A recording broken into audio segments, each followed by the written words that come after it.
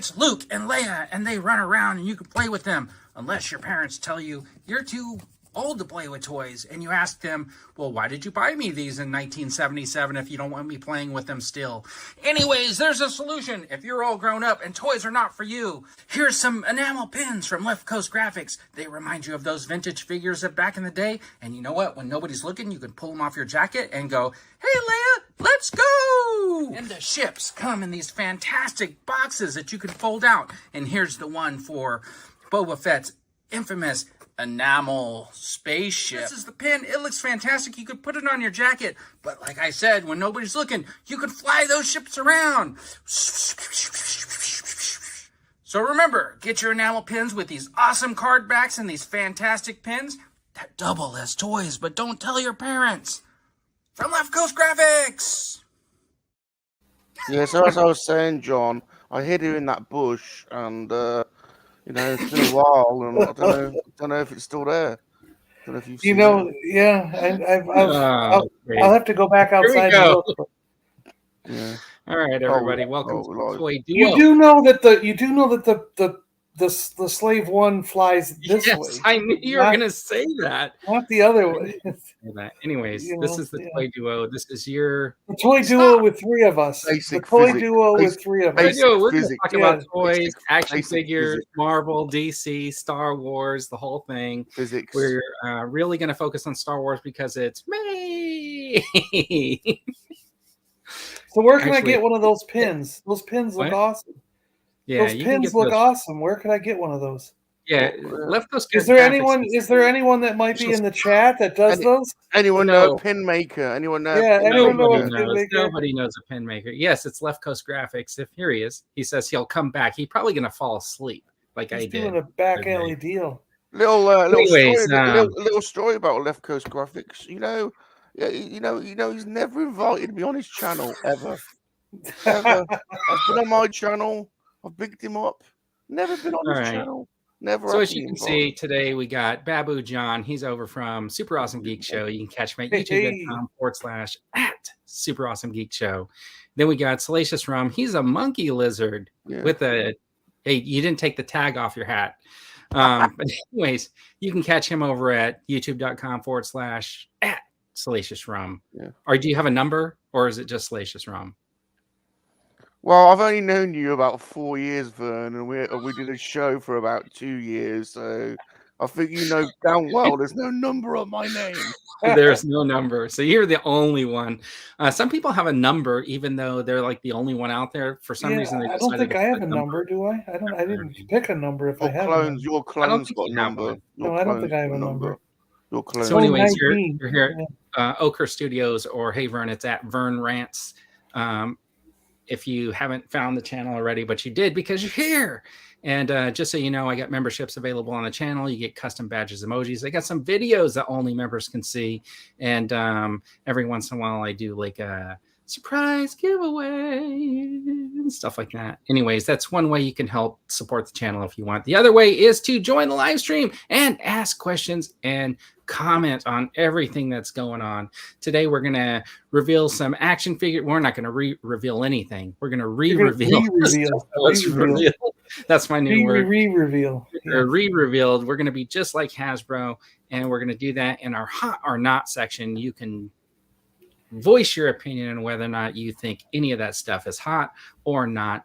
And if you're a member, you get custom emojis to do it. And if you're not a member, you could just use emojis. I got sent to jail. We could do our own repaints of those and put them out. We could. Okay, let's see. What was that, Rum? What'd you say? I was just going to say I spent the night in the cells once for re-revealing myself. Back in re-revealing, you did. I'm sure you did. Yeah. And you were by yourself. Well.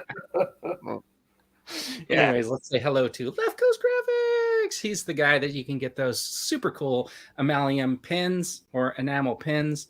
And there's probably some special edition skateboard decks or something like that he's conjured up to try to sell on May the 4th and try to hide them in with all the other Star Wars reels that came out. I thought they were from like one of those skateboard shops, but it looked like they were from Left Coast Graphics. Gerard Kane saying Hello, hello. Gerard.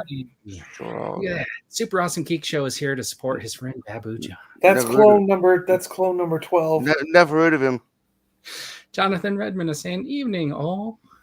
I'm clone 19 and I'm on the show. Number 12's in the chat and number 23 is still playing GTA 5. Now, talking about clones, I'm thinking like you're like Inspector 12. Do you remember those old Fruit of the Loom commercials? This was inspected by 12. He only inspects ladies' underwear. Yeah. So we got G-Force. He's in the chat. He's saying hello to us. Hello, G-Force. Yeah. Duffman's Dioramas is here. And then let's see. Rafael Mazas is here. Hey, Raph. Ooh, those nano pins are nice. And you can play with them like toys. Let's see. I know a guy who knows a guy. Rami, are those designer underpants on your head? Hence the tag.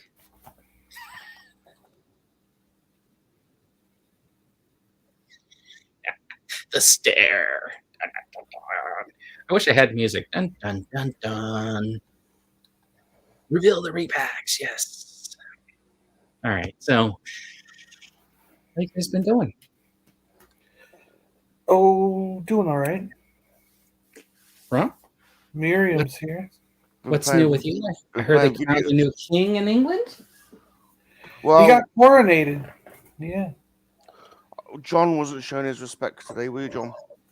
No, I was playing GTA. I was shooting people in the head while he was being coronated. Were you playing Grand Theft Auto? Yeah. Well, did you see? Oh, go ahead. Well, we both were, but I waited at least until the coronation. Until he was crowned. Yeah, he waited until he got oiled up, and then. Yeah. So I have seen that there is a patch for Grand Theft Auto where it reverses it, and you're like the police. Oh, I don't know. Have you seen this like patch you could get that supposedly you drive around in a patrol car and you can like pull people over and do traffic stops and stuff like that? You're asking someone who has no idea how to even play the game. I was having such a difficult time. I started the game and got killed. Oh, I started the game, brand new, level 1 character. I stepped out of the bushes, and some player walked by and shot me in the head. Yeah. Oh my gosh. And I pulled you out your car, didn't I? Yeah. Yeah. Yeah. Then I finally find Rum. I drive my car over. He opens the driver's door, pulls me out, kicks me in the head, and takes the car. I was like, what the hell? He's supposed to be my friend. So you guys were playing Grand Theft Auto while the King of England was being coronated. And well, I watched all the good stuff. The bits where they had to derobe in Westminster Abbey and they rubbed the oils from Jerusalem into his body.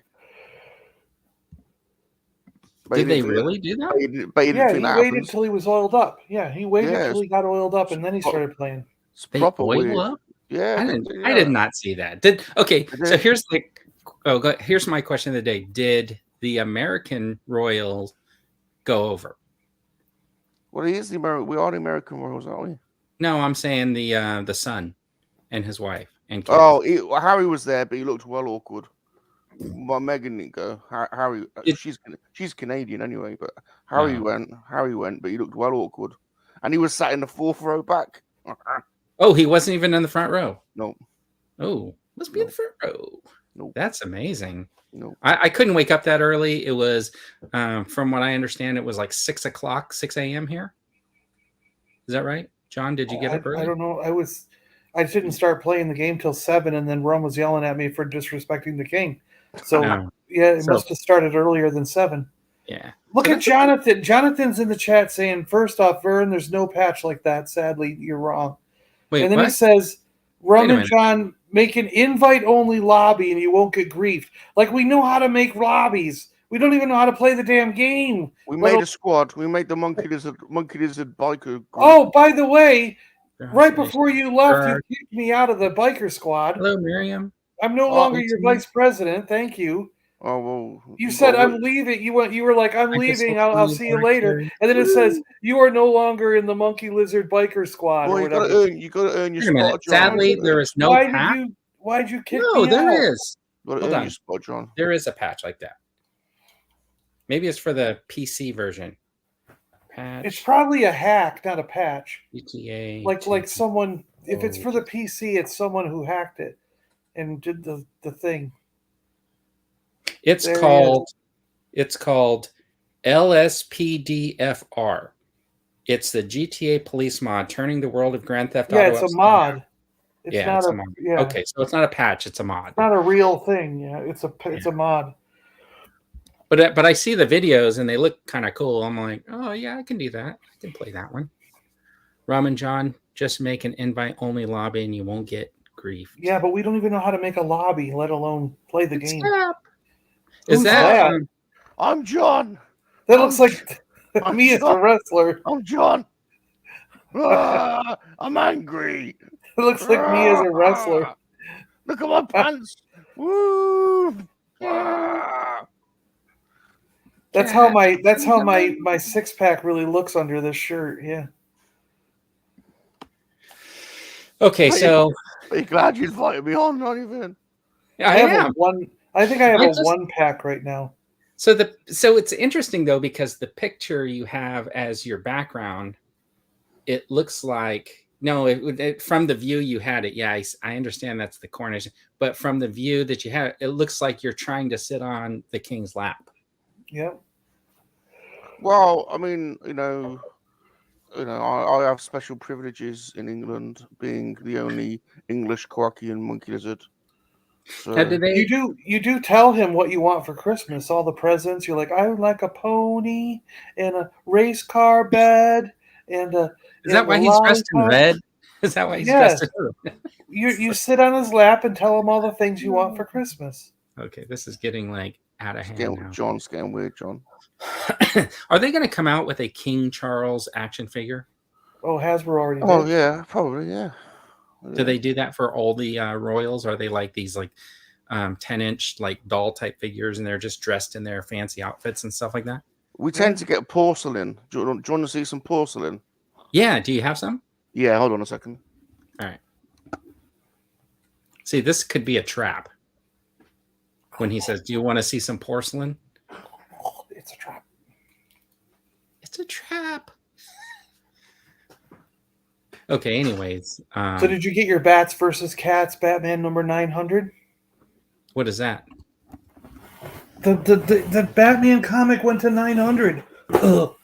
Let me get all my comics out here. See, No, I didn't see that. I'm going to have to go down there and see if they have any more. Hey, that's pretty cool. The black and white. Oh, there you go. Here's this porcelain.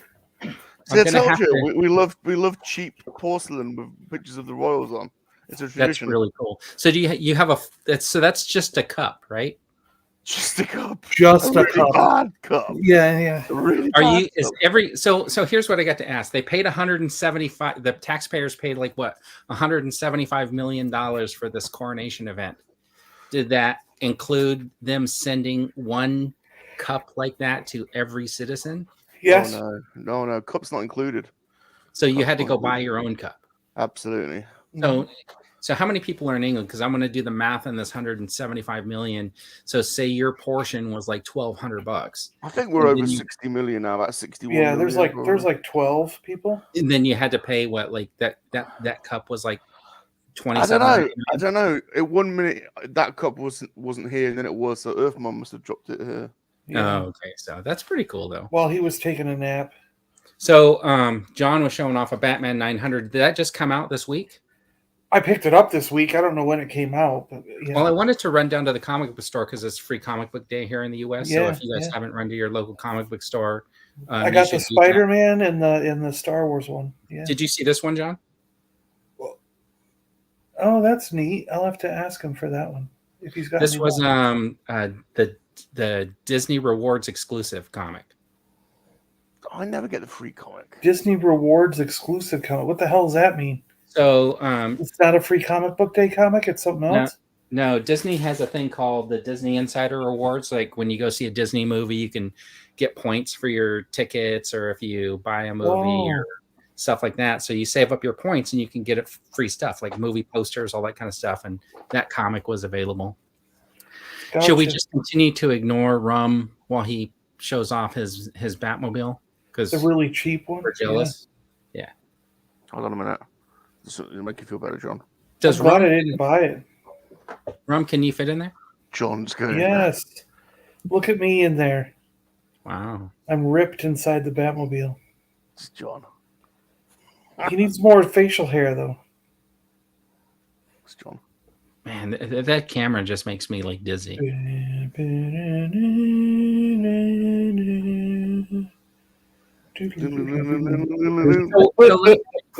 So I know you pretty much buy everything they announce from, and I know you got that Batmobile, but did you see the guy who painted his matte black? Yeah. Are you going to do that? Well, I don't have any talent. Well, it just seems like you got to mask up the windows and stuff, and then take it out and just. It definitely is too shiny. But you'll notice the cockpit isn't there. Yeah, that's weird. It's totally different color, gray. It's right. Yeah, it looks like it's completely a different color. I only noticed it now. It is massive, this thing. It's absolutely bloody huge. Well, it's designed for like a 12-inch figure. Can you imagine how big that? 6 inches, isn't it? No, so would that? Do you think that that's longer than that HasLab charger was going to be, or do you think the HasLab charger was going to be a little shorter? No, this is larger. This is larger. Definitely. Very interesting. I just can't believe how it feels like when I see people moving it around on videos and you can hear it sort of shake around. It doesn't sound like it's that solid. Like it doesn't sound like it's that. Does it seem like quality? Like, you know? Does it seem like that old 1970s Mego Batmobile that they used to have? Yes. You know, that thing just rattled around. It was that's how it sounds in a lot of videos I've seen. Okay, so JT is saying there's 71.5 million people in the UK. Oh, up to that now, yeah. Jesus. The half is a pair of legs called Tim. Gotcha. Okay. I'll just throw that up there. It's true. Because he's doing the math. So if it's 175 million, you're talking about everybody paid $2 for the coronation event. Were there big parades like going right down the street? No, because 7 times 2 is 14, so that'd be 140. And they paid 170 million, so they almost paid $3 each. It's like $250. That's why I threw in the word about. That's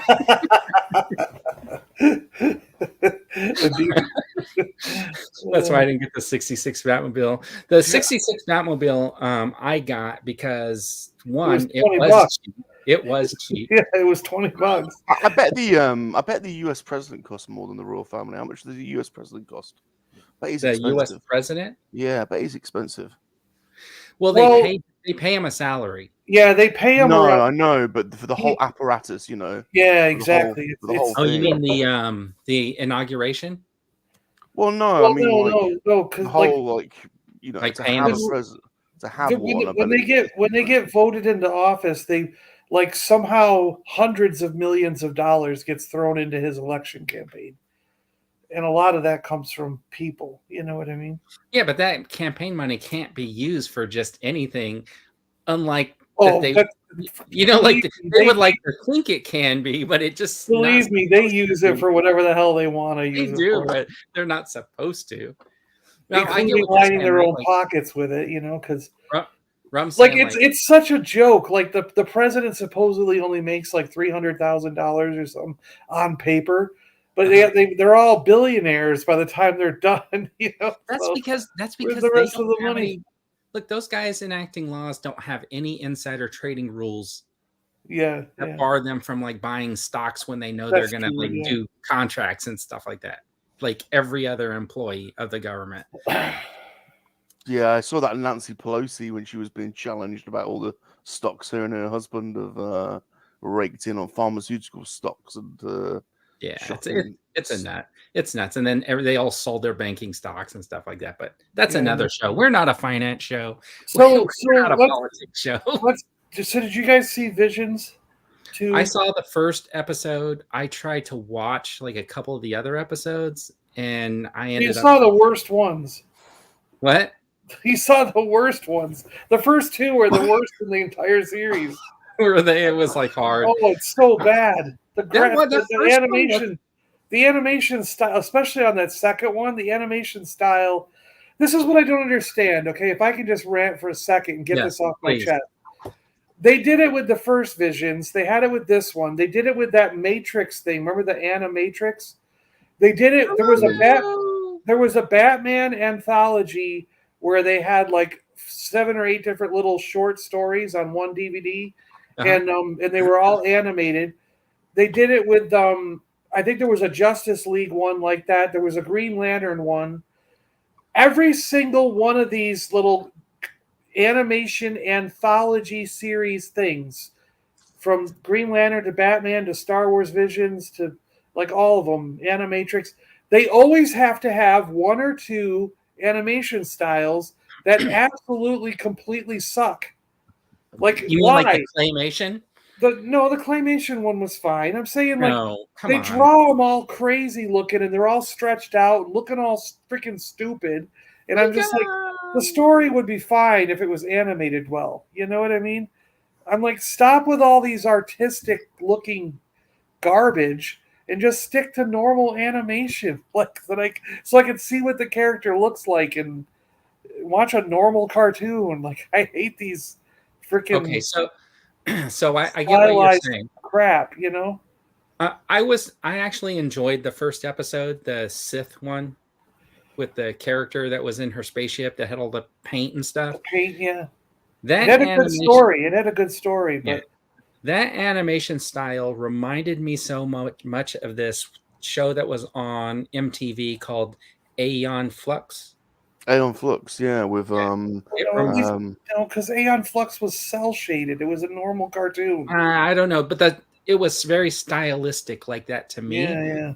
And thinking back at that time when that Aeon Flux was new, right? Like that was like to me like kind of different. So I that's one of the only reasons. Oh my gosh! Okay, who is this? This is generic. Just ignore me. I'm here. I'm Italian. Hello, I'm Italian. Are these like bootleg figures? I'm Hulk Hogan. Yeah, Hulkamania. Or he's Chuck Norris. Could be. So, anyways, like I did like that one. That I started the second one, skipped, then I had to turn it off. Then the claymation one bothered me because it was like my animation where it's like choppy.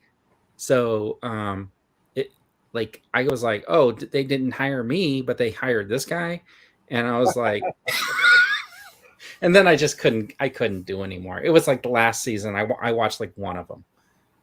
I think I'm out. I ended up watching them all. There's some down the road that are pretty good with the lightsaber battles and things like that, which I thought were cool. But I just don't like how some of them. I guess what it is some of them had really good animation but a terrible story, or nothing happened. You know, right. Like there was I think it was the 3rd episode.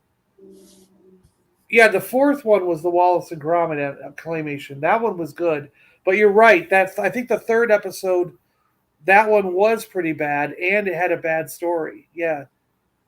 I thought you were talking about the Wallace and Gromit claymation one, but no, that one's later on. So you didn't see that one. Which that one's kind of got a cute story. That one's okay. So that one was okay. Yeah, I might try to pick and choose again. We'll see how it goes. But it's just that sometimes you get a good story, but the animation is terrible, or you get good animation and then the story is terrible. Sure. So I'm like, oh, come on, you can't just look. I think that first one, that one with the Sith, I think that was totally built for an action figure. Oh yeah, well there's like 3 Sith and a droid, and she was, and then the bad girl who turned good, and she had to fight them all off. Yeah. Rum, have you seen any of story? Do you know what? This is shocking, but I'm so far behind on TV. I haven't seen the first set of Visions. I haven't seen the Bad Batch yet. That's okay. This is the last season, and I haven't seen the new Visions yet, so I'm way behind. Gotcha. Yeah. All right. I don't mind talking about it. I always spoil myself anyway by like reading the spoilers and stuff, but no, I'm really far behind on the TV. To be honest, I just don't have the time. So is this a spoiler, Dagon, that we're going to get a Jango Fett movie, or is that just wishful thinking? I don't know. Are we? What would it I be don't know. about, though? They've kind of covered his arc, really, haven't they, Django? So Rolando's listening in the car. I want to say hello to him. We got JT. Yep. We didn't say hello to. They came in. Aliens in Space is here. Hey, aliens! He's a cool dude. And then Aliens. let's see. Oh, G-Force is calling that blonde-haired dude Chuck Norris's blonde brother. Yeah. I'm sure that wrestler, whatever that is, was totally designed after some dude who played the third character in some B film. Do you remember these? Did you have these? These are Galaxy Warriors. Yeah, they're like knockoff Motu. They were from Remco.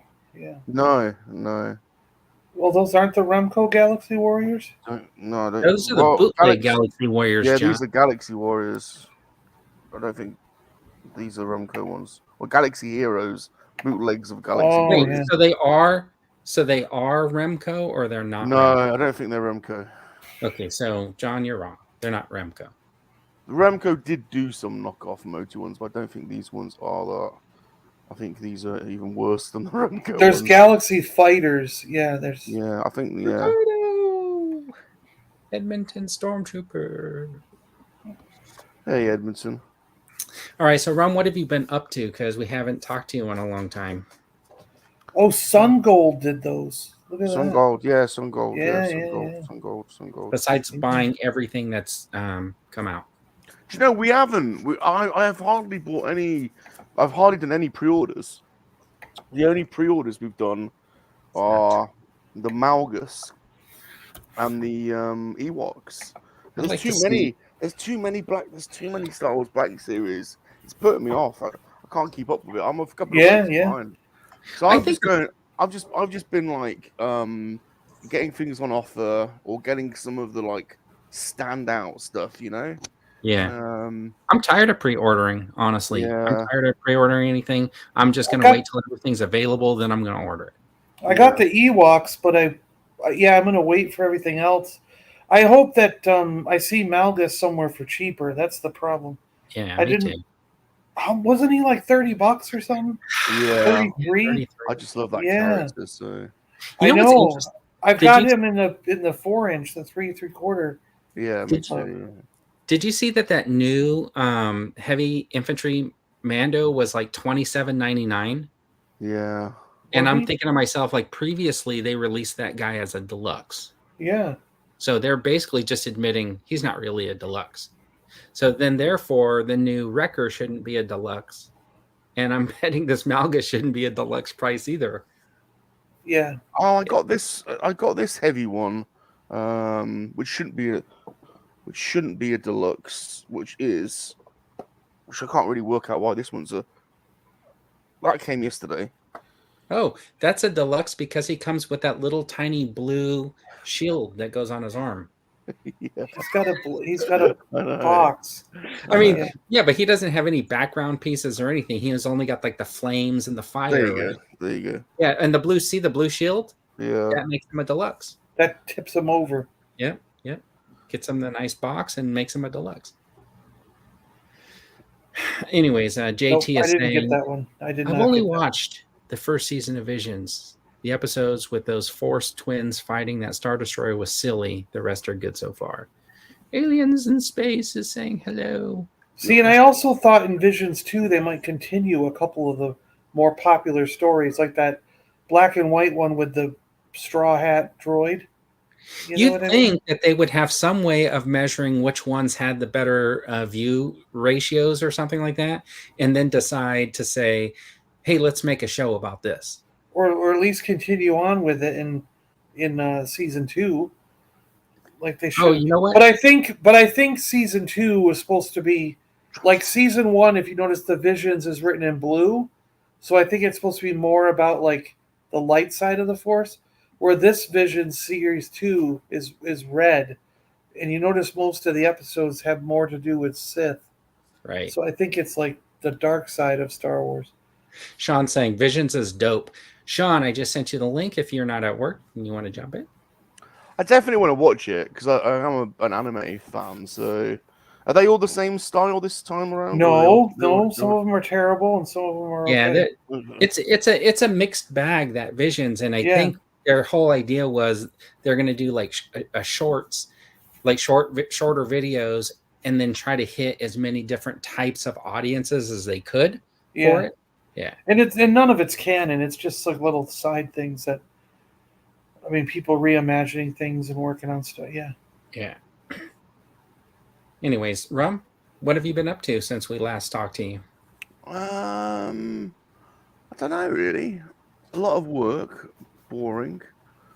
I don't know. Nothing amazing. Lego on Sundays, gaming on Saturdays. Lego. What else? Did you steal my idea? Because I was doing a Mega Block stream on Sundays. Yeah. Still waiting for you to do that. That'd be amazing if you did it. What was it called? The Blockheads? Yeah, the Blockheads. That'd be amazing if you did do that. I went to Star Wars Celebration. That was a bit of a disaster.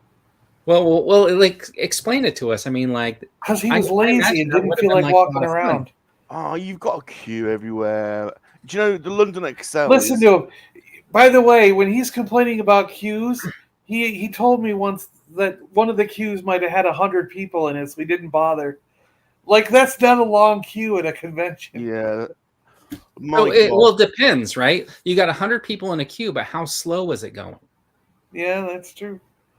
But a lot of queues have 10,000 people. There was like 30,000 people there. Yeah, the London Excel is like an aircraft hangar times 5.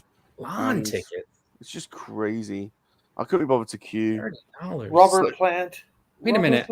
No, Robert Smith. Yeah, Robert Smith. The Cure is in San Diego. There's lawn tickets available. I don't know where they're playing. I saw the Cure once. They're probably playing at Petco, which has that like a park behind the stadium. That's probably where they're playing. Interesting. I saw the Cure, and there was a band called the Cranes that was opening for them, and I met the Cranes, and then they took us to the after party, and then I got to meet Robert Smith. North Imperial Credit Union. Okay, I know where that. So, Ram, I got to ask you a question about PlayStation. You said you guys are playing Grand Theft Auto. You have a PS5. John, I'm sure, has a PS5. Yep. Have you guys played the Survivor yet? Oh, I got the limited edition yesterday with the lightsaber. Can we see? No, because I'm waiting for that game to go to $20. I don't pay. Okay. I can't pay for a full price game anymore. I'm you didn't want to pay the $500 for the limited edition lightsaber edition? Well, he did. Is it good? The lightsaber is mental. It's huge. I didn't realize they were so big and so heavy. It's like a bloody weapon. The game, I loaded the game. Do you know, this is annoying. So I bought this from Limited Run, which is an American company, and you get the deluxe game and the lightsaber, and then you get a bit of paper that's got a code on it, which gives you the deluxe content. So I loaded the game, typed the code in, and it's like, no, this is an American code. So jeez, that's what. I know. Are you kidding me? So I emailed them and I was like, I bought the game, but you sent me an American code. Can I have an English one? And they were like, no, it's we're an American company. I said, yeah, but you sold it to me in England. You shipped it to England. So anyway, so I might have a fight with Limited Run over that. You should win that fight too. So you can't play the game. We can play the regular game. He just doesn't get the deluxe. Oh, the extra content. Yeah. But you got a really cool lightsaber. Are you going to show it to us? If you want, I've kind of packed it back up. Okay, don't worry about it. My brother was at Disney World, and he got the limited edition Cal Kestis saber that they're selling there. I think it's the same one, except the hilt's different. So, the one that he was showing me the video, the dude is sitting there like this with his arm. He took a video. The dude sitting there like this on the counter with his arms, and the hilt is longer than the length of his arms. It's just weird. Wow. It was $400 though. I think it's because it's 2 sabers attached with that little ring. Oh yeah, that's 2. He's bought 2, yeah, and yeah. Yeah, so it's like proper heavy as well, like serious meat on those things.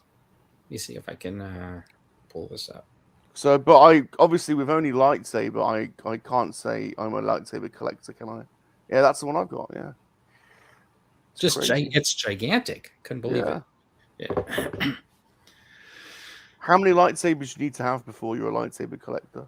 1. 2. Dude, are you listening? You are listening, dude. 2. I know you are. You are officially a collector, dude. 2. Vagon says it's 2 lightsabers for a collection. Aluminum has so much. So I did invite the dude, and he said if he wasn't busy, he would jump in. He's listening. Yeah. You're officially a collector, dude. We've decided. So in anticipation, you didn't say it right. It's aluminium. We need to spell it properly. That's why he wrote it that way. You need to spell it properly. Then G-Force wrote it like aluminium. There's an extra I in there. G-Force is the official word corrector on the show, not you. God help us. God help us if he is. That's his role. God help us. Oh my gosh. So Star Trek Picard, anybody? Yeah, I haven't seen the final episode. Like I've seen everything but the final one. I liked it, but I've got questions on the final one because I've spoiled myself. Well, how do you have questions if you haven't watched it? Because I spoiled myself because I wanted to know because I couldn't be able to watch it. Okay, go ahead. Ask the question. Right.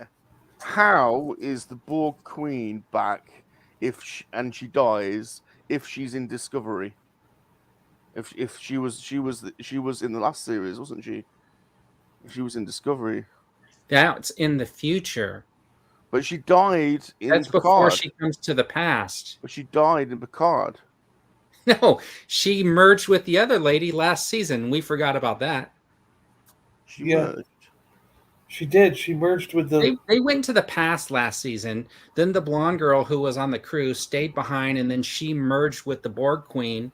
Yeah, she was good. She was goody. She made the Borg good. And then all of a sudden in season 3, it's like none of season 2 happened. Right. Exactly. Yeah. Yes. So how does it work? Exactly. They did what they should have did in the first episode of Picard season 3 is they should have had him wake up. I just had this horrible nightmare. Yeah. Because the thing is though is when Q snapped his finger and made Picard into a cyborg body, he probably like switched all of seasons 1 and 2 to be like basically gone. Absolutely. Yeah. I will tell you that's so Rum's gonna get spoiled here again. Did you watched all of Picard, so you know there's that after credit scene? I've seen it. Okay, so the after credit scene with Q ruined the finale for me because I thought we were like done with it. I hate that character. That whole story arc, the Q thing just drives me nuts. The trial's yet to begin, Picard. The trial's no yet to basis begin. They just need to get rid of it. So I'm confused by the Borg continuity still. You haven't explained it well to me.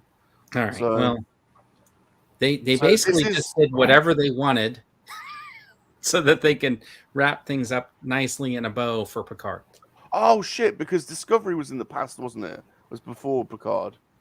Well, the first couple seasons were in the past, but the latest season is 1,000 years after the events of Next Generation. But when that blonde girl becomes the Borg Queen, when's that? That's Picard. That's in Picard season 2. Oh, right, that was in Picard. Yeah, and that was basically after Next Generation also. So how come she's back? How come she went good, and then in this season, the season after, she's bad again? Well, there could be more than one Borg Queen, right? Yeah, but they look identical, talk identical. Yeah. It's they all share the same brain, so it's just like in Aliens, all the queens look about the same. Just like when you go outside and look at a bunch of beehives, every bee has a queen that looks relatively the same. Is anyone else watching this equally as confused? No, G-Force is saying this is why he doesn't watch Star Trek. And we lost Vagon completely. Yeah, all right, I'm going to go play some baseball instead of listening to this crap. And I think let's see. We need Cat. Cat will explain it. Cat, get on here and explain it, Cat. I like JT's thing there. A lightsaber tooth cat is even scarier. Yeah. Cat will explain it. Okay, saber-tooth tiger was dangerous. A light saber-tooth tiger was awesome. Yeah. Yeah. That I want that. Where can we was get that one in of the those? cartoon? Was that in the cartoon or something? I think it's in one of the visions. Yeah. Okay. All right. So we're glazing over the whole Borg thing. Then we're not. I think we are. It's too much. It's too much to Right. explain. It's beyond our comprehension. Yeah. It's the whole time Clearly. space whiny thing. Very clearly. All right. What's the coolest thing that you got in the last week? Oh shit. Whew. Oh, I like these. I like these comic packs. Oh, do I have to get them? Yeah. Okay. Yeah. Come and show some stuff. I'll show you what I got. I think it's super cool. At the dollar store, the 99-cent store, they have this $3.99 Buzz Lightyear, and the helmet fits on Moff Gideon. That's not Buzz Lightyear. That's some generic helmet. Looks like a motorbike rider now, doesn't he? Yeah. It looks like I do like it though. Where'd you get that? I want one of those. So this is from this package. Oh, that is Buzz Lightyear. Yeah, it came from the 99-cent store, so I took the helmet and put it on Moff Gideon. You know, he kind of looks like that. What's that astronaut figure that used to have the bendable like arms and legs? They had the little bendy arms or whatever. Do you remember? No, Matt. I want to say Matt. Oh, Matt Mason? Yeah. Do you remember those figures? Yeah. Yeah, the helmet kind of reminded me of that. Mr. B is here. Hello, Mr. B. Hello, Mr. B. Oh, G for G's got the Lego N1. Oh, cool. Who? Oh, I got the N1. Yeah. Did you build it, or are you waiting till Sunday? Yeah, I don't know if I'm going to do it on Sunday or not. GeForce, yes, we could do it on the Mega Block stream. I'm going to have a day off. The Blockheads. I won't be home. I'm going to be driving up to see Mark tomorrow. So. Driving right now. I'll be home soon, Mr. B. Show us your stuff then, John. Rolando said he's driving. I should make him a moderator so he can post links while he's driving. He does it on other people's streams. So, yeah, these comic book things are pretty cool. Oh, that is cool. neat. And this is neat because it's the silent issue. Number 21 was the silent issue. And the one where there's no talking, yeah. Yeah, you get Storm Shadow, Snake Eyes, and a red ninja. But these comic packs are cool. I like them.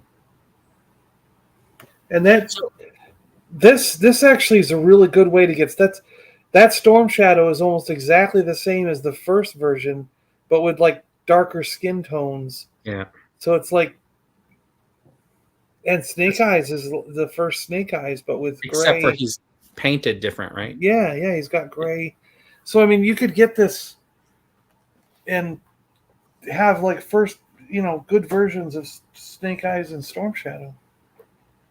And then we got one with Scarlet and Snake Eyes and Tracker Quinn from G.I. Joe number 2. You gonna open those? You gonna open those, John? No, I want to keep them sealed. And then we got G.I. Joe number 4 with Baroness, Cobra Commander, and a Trooper. Very cool. Oh, that's pretty good. It looks like he's holding her hand there. Yeah, he is. He's like, well, he's going to shoot her in the hoo-hoo dilly, isn't he? Oh, yeah. He's got that gun right down there. What the hell? That is close. Jesus. Like, that's no good. How was your father? GeForce is going to guest on your first Blockheads episode. It'll drive Rome crazy. Tunnel Rat. It's loyalty for you, isn't it? Is that General Abernathy and Flint. and it's issue number 76. Wow. With them, but Roblox on the cover, not Tunnel Rat. I don't know what they're doing. They got it mixed up. They just don't know. I mean, what company is this that put this together? They put Roblox in here. Oh, in yeah, those colors with Destro and Duke. You know what? This is actually a really good way to like pick up weapons too for your vintage figures. Oh yeah. Because that rifle looks just like Roadblocks, doesn't it? Oh yeah, that's exactly Roblox gun. Yeah. And that's the first Roadblock, but just painted different, you know. Yeah. So I think these are really cool 3-packs, and they were part of that bundle I bought. So for me, they weren't that much, but I've been looking them up because I actually want to get them all, and there's a number of them between $40 and $80 that you can get if you're just going with online prices. So, but I'm gonna look around when we go to Joe Fest and see if I can get more of these things. I only want one thing from Joe Fest that I'm not going to it. I have it on the list. I'll get it for you. I bet you they run out. I bet you they do too, but I'll try. I'll try my best. What is it? A Valaverse figure, a Action Force Valaverse figure. Did you what's the coolest thing you picked up this week, Rum?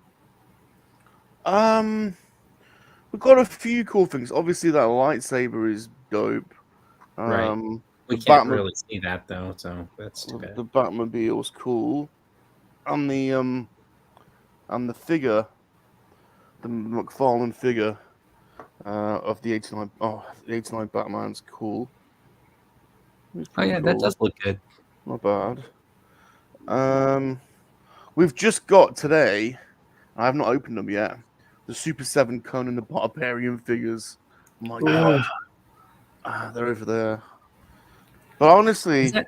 Are those Super 7s, are those the ones modeled after a Schwarzenegger? Yeah. And Pulse of Doom. Yeah, they are really screen accurate as well. Is his mouth open on one of the figures like this? Yeah. Does Tulsa Doom have the snake head alternate? Yeah. But honestly, these are my favorite. I love knockoff figures, and I love these Galaxy Warriors. Yeah, you know, when those figures age, though, they look kind of funny because the arms don't look like they actually belonged on the figures because the colors are different. Yeah. I just love my little John, my little Super John. Yeah. And his head's different color. Yeah. Little Super John. Yeah. I'm going to lick his head before I go to bed. He's even got the goofy eyes. Interesting. We've never seen Bob. I wonder if either one of those figures look like Bob. The John one's closer. Bob's darker. Do you think that's really... Do you think Rum could be playing a joke on us? That guy sitting in the chair behind him could really be Bob.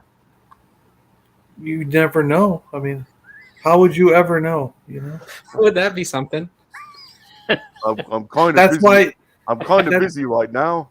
That's why he was hooked on. That's why he couldn't play till the coronation was done, because he was in the coronation. I'm busy wiping off the oils from Jerusalem that were rubbed into my body in the ceremony today.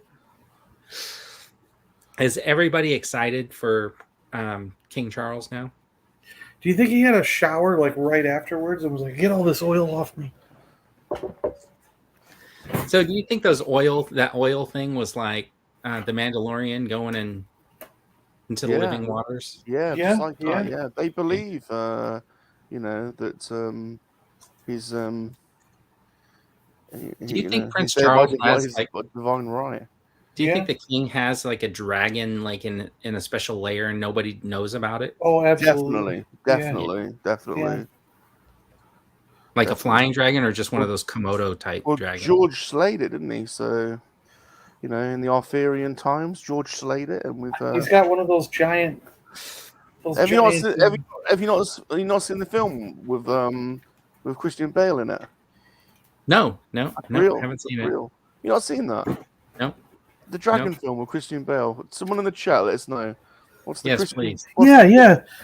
They were asleep for like thousands of years, and someone woke them up. Yeah, they live in the London Underground. Yeah. Yeah. Oh, wait a minute. Was that saw that it was film. in the future or something like that, though? Yeah. No, Okay, I think I did. I think I did see like a part of it or something. Dragonheart, is that what it was called? No. Somebody threw that out there. A gecko? No. No, it was proper ones. All right. Why didn't the search work? I clicked on Dragon Christian Bale and it didn't. Because they probably got the wrong actor. No, I saw he was in it. Yeah. And Matthew McConaughey. Dragon Ball Z. Yeah, Matthew McConaughey's in it. It's Reign of Fire. It's called Reign of Fire. Yeah. Reign of Fire. Yeah, Reign of Fire. Yeah. All right. A brood of fire-breathing dragons emerges from the earth. So I'd like to talk about Christian Bale for a minute. Did anybody buy that he had to like do his like raspy voice to play Batman? Yeah. He has to be. Batman. And save the city from terror. I'm Batman. It does come out of London. It's in present day London. I'm acting. I told you. You guys should. You lighting guy. Stop talking while I'm acting. It says it starts in present day London where a 12-year-old Quinn witnesses the awakening of a hibernating dragon from a centuries-long slumber. Yeah. Then we skip to 20 years later, and the adult Quinn, played by Christian Bale, is fire chief of a community responsible for setting out the blazes that are lit by the dragons. Right. Because he woke it up. Right. Yeah. If he didn't wake up that dragon, he wouldn't have to be responsible for putting out all the fires. Sure. Oh, and McConaughey plays an American. Yeah, he comes over here in his tank yeah. trying to hunts dragons. Yeah. All right. All right. Isabella Scorpico is in it too. Yeah, she was in James Bond. Rocco? Yeah. She was a Bond girl in GoldenEye. Who? Yeah. Isabella Scorpico. Score SCORUPCO. She's Romanian. She was a Bond girl. She was a Bond girl in GoldenEye. Somebody in the chat's gonna have to fact check. I've just told you the pronunciation of the name. Just told you. I'm not making things up. She's Romanian. She's a Bond girl in GoldenEye. Gerard Butler's in it too. Yeah. Who's that? He's a Scotsman. He's from Scotland. And so is Alexander Siddig, the guy that played the Doctor in Deep Space Nine. He's in it. Yeah. All fine Brits. Hey, okay, I got to ask Rome a question because he lives over there in the UK. The motherland. Yeah. Tell me one show that shows in the UK that you like. What? One show, TV Why show. wouldn't he like a TV show? No, what I'm saying is like something like maybe I haven't seen or you haven't seen because it's just not here. Something we haven't seen Something that's not you over like here. over there. Yeah. Gotcha. That we don't have. Okay. You don't have. Oof. Don't we have them all because they come out on BBC America, don't they? Yeah. You gotta have no, not all of them show on that. Edmonton Stormtrooper is asking for my pickups, and quite honestly, I haven't really got anything new. Oh, Stargate. So I'm vicariously living through everybody else that's picking stuff up. I'll come back to you. I want to put some thought into this, so I'll pick you a good one. You know what I mean? Like on Netflix, and that's a pretty cool Stargate thing, by the way. Like on Netflix and Hulu, they have these different shows, and I like these like crime drama type shows and stuff like that. Well, so there are all these. There's one called The Capture that I watched recently, and they had there's some agency that's been manipulating the camera systems live. So like the police who are watching these camera systems are seeing one thing, but actually something else is happening, and it's just because they've tapped into the feeds and they've changed the feeds and stuff like that. So I like those shows that show how like technology can be used against us or whatever and stuff like that. So I was just curious, are there any other shows out there that are coming out that are really interesting or kind of cool that maybe we haven't gotten yet? So there was some really good. We're pretty good, I think. Like detective and crime. The British version of Broadchurch is pretty dark. It's a murder. I don't know if you've seen Broadchurch. There's an American one, but doesn't that have David Tennant? Tennant? Yeah, that's really good. But you got to watch the British one. That was a good one, yeah.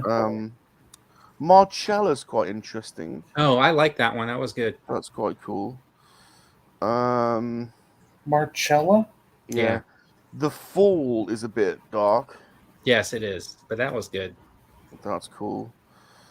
I saw one recently. It was about the nuclear submarine program in England, and there was like a murder on a submarine. So they had to send the detective, and she had to get on the sub, and it was like in an undisclosed. It was still on its mission, so they couldn't transmit except for like on Sundays at a certain hour and stuff like that. That was kind of cool.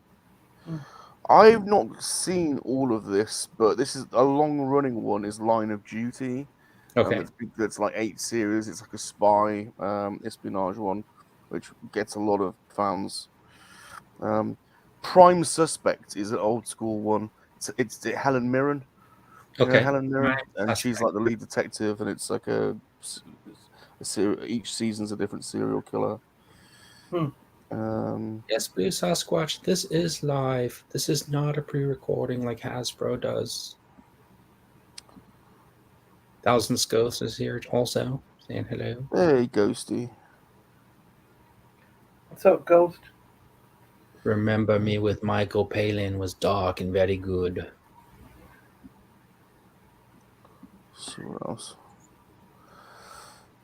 I just always looking for something that I can watch that's like from somewhere else that's like got a good storyline to it that kind of like doesn't fit into what you would normally see, because like here, you know, we see a bunch of police dramas and stuff, and I'm familiar with like the US police stories, but it's interesting when you watch a British story, like the police aren't running around with guns, and then, you know, they have like the detectives or the inspectors, and then they have different, you know, they have whistles. Groups. Yeah, and they yell stop, or I'll say stop again.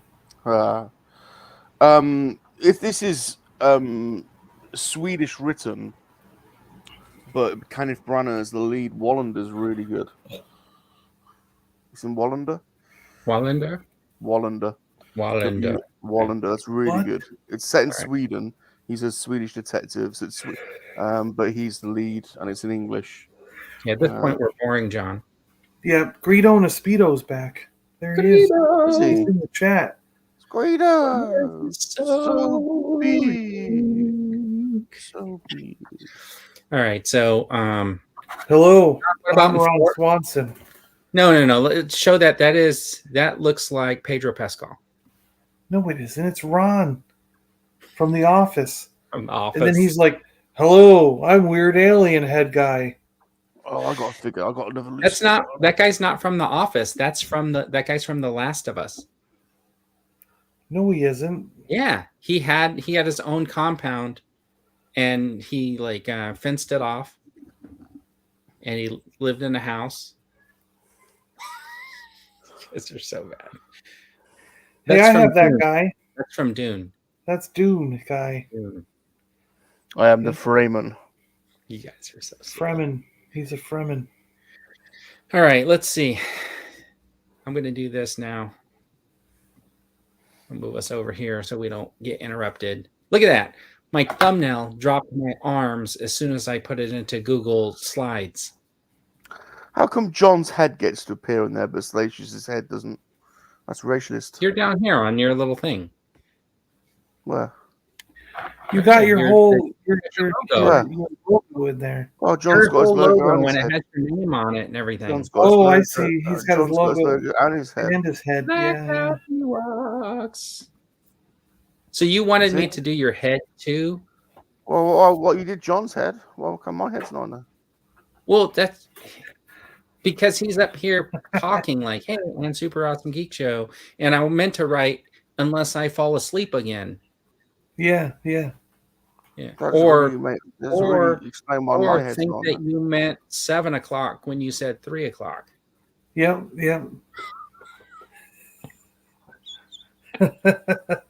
And John gets. I'm old. John gets a red T-shirt. Look. I don't You're know not what older time. than me. I'm sorry to tell you. I don't know what time is.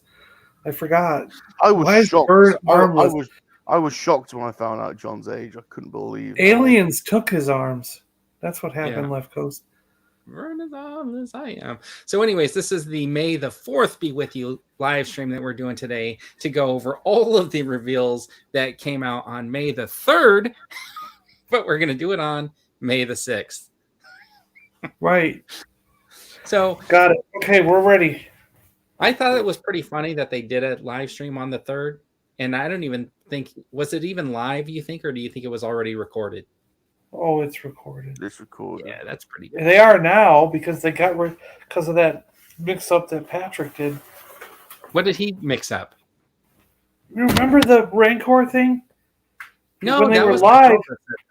That was the girl. When they were live, he said, well, when the Rancor Haslab comes out, and he went oops and turned all red and got all. Oh, I didn't hear him. No. I didn't hear him say that. No. Yeah, no. yeah. Did you notice how shiny Patrick was? Well, if it was recorded, then why didn't they edit out the part where the guy said that Carson Teva was in all 3 seasons of The Mandalorian? Because they stupid. Yeah, because he wasn't. Anyways, these are the reveals. If you are a member of the channel, you have special emojis that you can use for hot or not. And if you want to support the channel, you can always join as a member if you want to. And if you're not a member, there is a fire emoji that you can do. So they're supposed to vote on whether you're hot or not, and then if I'm hot or not. No, we're going to go through like Rum? some action figures and stuff like that, and then we'll talk about like what we think of them, and the chat will chat along and tell us what they think of them. But they can do it with an emoji. That's the best part, where they don't actually have to like go into detail and be fast finger typing like, well, I don't like this figure because of the left arm isn't painted right or whatever. They could just throw up hot or not. Yep. That's the concept of the bit here. Gotcha. All right. So anyways. And then we're not going to do them individually. We're going to do every figure. We had done, we had done pretty much all the, talked about all these previously, but I wanted to throw them up there because they started going on pre-order, some of them. I like the speeder bike. Yeah, like the girl with the pom-poms, she's up. The Thor and the shiny dude, he's up. The Hulk and the Banner is up. I think the tall green guy is up. The red one with the pom-poms. Can someone explain to me the big green guy? Because I'm interested in him just for the fact that he's big. Okay, so that's one of the what are those creatures that can shapeshift or whatever? Scroll. Oh, I think he's a scroll, right? And his ability is he can mimic like multiple things at once or something like that. Is that how that works? I don't know. Because in that one, I don't know why he would still be green though. He's supposed to be like or he's some type of villain, but he's supposed to be a compilation of Captain America, Iron Man, Hawkeye, and Thor. Oh. That's why he's got the little chest thing, and then the shield, Hawkeye's face, and he's got the hammer. Gotcha. I think that's super cheesy. I thought that was horrible. I'm like not interested in it at all. It's kind of like that Ant-Man and the Quantumanium wave, where they did the Cassie Lang and they made her like the giant figure, but they didn't provide a regular size figure for her character, right? So like to me, I'm like, not really. That guy doesn't. If he comes down to 20 bucks, I might get him. Yeah. Out of this whole group, can anybody guess the one that I really, really want? Tough one. The Gray Hulk with the thing. No, it's Hawkeye in a sled. Yeah, the sled. The speeder looks cool. You tricked us. And the original Iron Man's not bad looking. Yeah, that original Iron Man looks really cool. And then I like Spider-Woman as a Skrull, but I don't want the other guy. Yeah, that's the problem. You got these like 2 packs, and you got to get just something. Like this Banshee that's out right now. You got to spend $80 to get Banshee, and all I want is Banshee. I don't want the other two. Yeah, that's the problem. The Black Widow is pretty good because it's all new sculpt, right, on that one. So that one looks pretty decent. But that Hulk for me and the Banner, I do want that. But that Hawkeye and that Sled, I think I'm really into it because is that Thor a 2-pack with the armor guys? Yeah. And or is that a 3-pack? Yeah, and that Thor looks dorky to me. I'm sorry. We've already had better ones, yeah. Yeah. I have a better one. I don't really like that one. Connor from Foolish Figures is here. Is that? I thought it was the Jolly Green Giant. He says. JT says. So that Hawkeye with the sled. The main reason why I think that's awesome is because it was in the West Coast Avengers when they launched the West Coast Avengers, and I posted a tweet of it. It's one of the covers of the 4-issue limited series where the sled is getting like demolished and Hawkeye's like coming off of it. And I just always remember that. And so when they announced that, I thought that was really cool. Well, fortunately, you can like demolish it a little bit more in this. Yes. JT is saying he thought that was the Jolly Green Giant. I would like a Jolly Green Giant action figure. You could get that and just call him the Jolly Green Giant. Is that a talking puppet? Where? Right above you, John. Right above you. Where? Alrighty, let's see. So anyways, this is the, I think, Diamond Select Captain America. And although the look of it, to me, looks very classic, I have serious issues with like the Diamond Select overall. And I just think that the head is way too small and his legs are super long. Yeah. I got the red Hulk Diamond Select figure the other day. That thing's massive. And what do you think of it? Have you taken it out of the packet? No, I've left it in there. It's huge. So it looks really good in the packaging. Yeah. Yeah. But the problem to me with the Diamond Select is once you get them out, the posability just isn't there. Falls short. Yeah, I have the I don't really pose them much. So I have the Deadpool, and just not the same, right? Like that's about it. That's it for the arm there on the bend. It's not even 90 degrees. It's less than 90 degrees. Really? Yeah, for the elbow. That's it. Was it a bit stiff? No, it's because of the bicep muscle or whatever. Stop the forearm. All right. So I like the Apocalypse one that Brian had on his show. Yeah, that looked pretty good. That looked good. What about this Rambo? Anybody interested in a Rambo figure after all these years? Yeah. Oh, I'd like one, but I would. No, I probably won't buy it, but it'd be cool. It's cool. I don't know about the face with the mouth open, like in block number 4. So is this NECA? Is this NECA? Is it or? I think this is. Is it NECA or is it a Mezco? Let me look. Mezco. I'll tell you in a second. Hold on. I'll just leave that picture up while everybody's like deciding whether or not they think it's hot or not. It's hot. Oh. He drew first blood. He drew first blood. He drew first blood. Now this is from like is this like the 4th movie when he was in the jungle with the this saving that Christian lady, right? He decapitates people. So Hiya Toys. Oh, Hiya. Hiya, how you doing? And it's $100. What? Whoa! How big is it? It's a 12 scale, so like a 12-inch action figure. It's it's a 12-incher. Yeah. But I mean, like, it does look really decent, and they probably had to pay a huge license to Stallone for it, my guess. A lot of people like it. They're like, Left Coast knew it was Hiya Toys. They do 12 inches. Hiya. They've been doing the smaller scale ones recently, haven't they? Like the 4-inch. Oop. Blacked Out Ewok says he's only got a 90-degree articulation in his arm since he broke it. Alrighty. Overexerting yourself again, BOE. So I know Rum will buy all of these McFarlanes. No, that's pretty cool. There's too many. You got to. I bought the Dark Knight Wave. Obviously, I think most people have. Okay. But that penguin looked cool. The penguin was from Arkham Knight though, but that looked really cool. Yeah, the Arkham wave looked awesome. I got the Batwing coming. And so you're not interested in this one just for the hammer? Well, I think it's how many? When did you stop buying Jokers?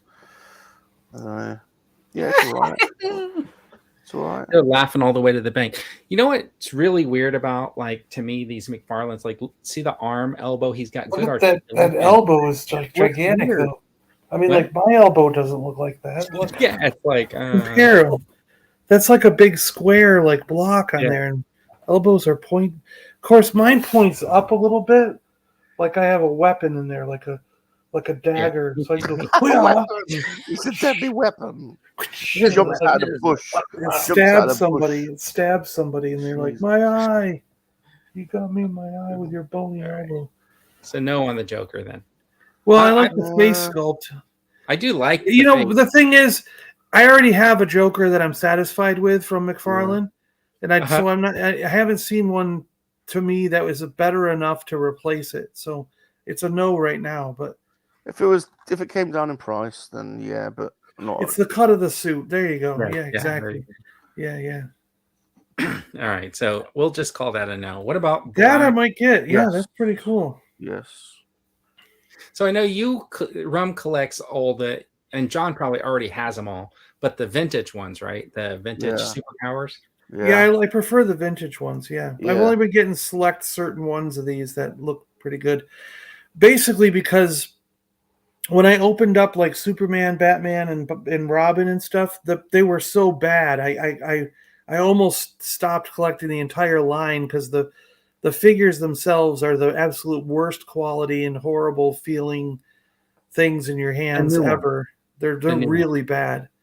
Did they feel like they should be at the 99-cent store? Yeah, well, worse than that. Do you know what's annoying about these? Is they're not the same scale as the vintage. No, they're not either. They're a little bit taller. Yeah. Why redo the line and make them a different scale? Yeah. McFarlane I don't know what he did. They messed up a lot on these, but I have collected certain ones. Like they look cool in the packaging. It's just something you can't open, you know? Yeah. It's like he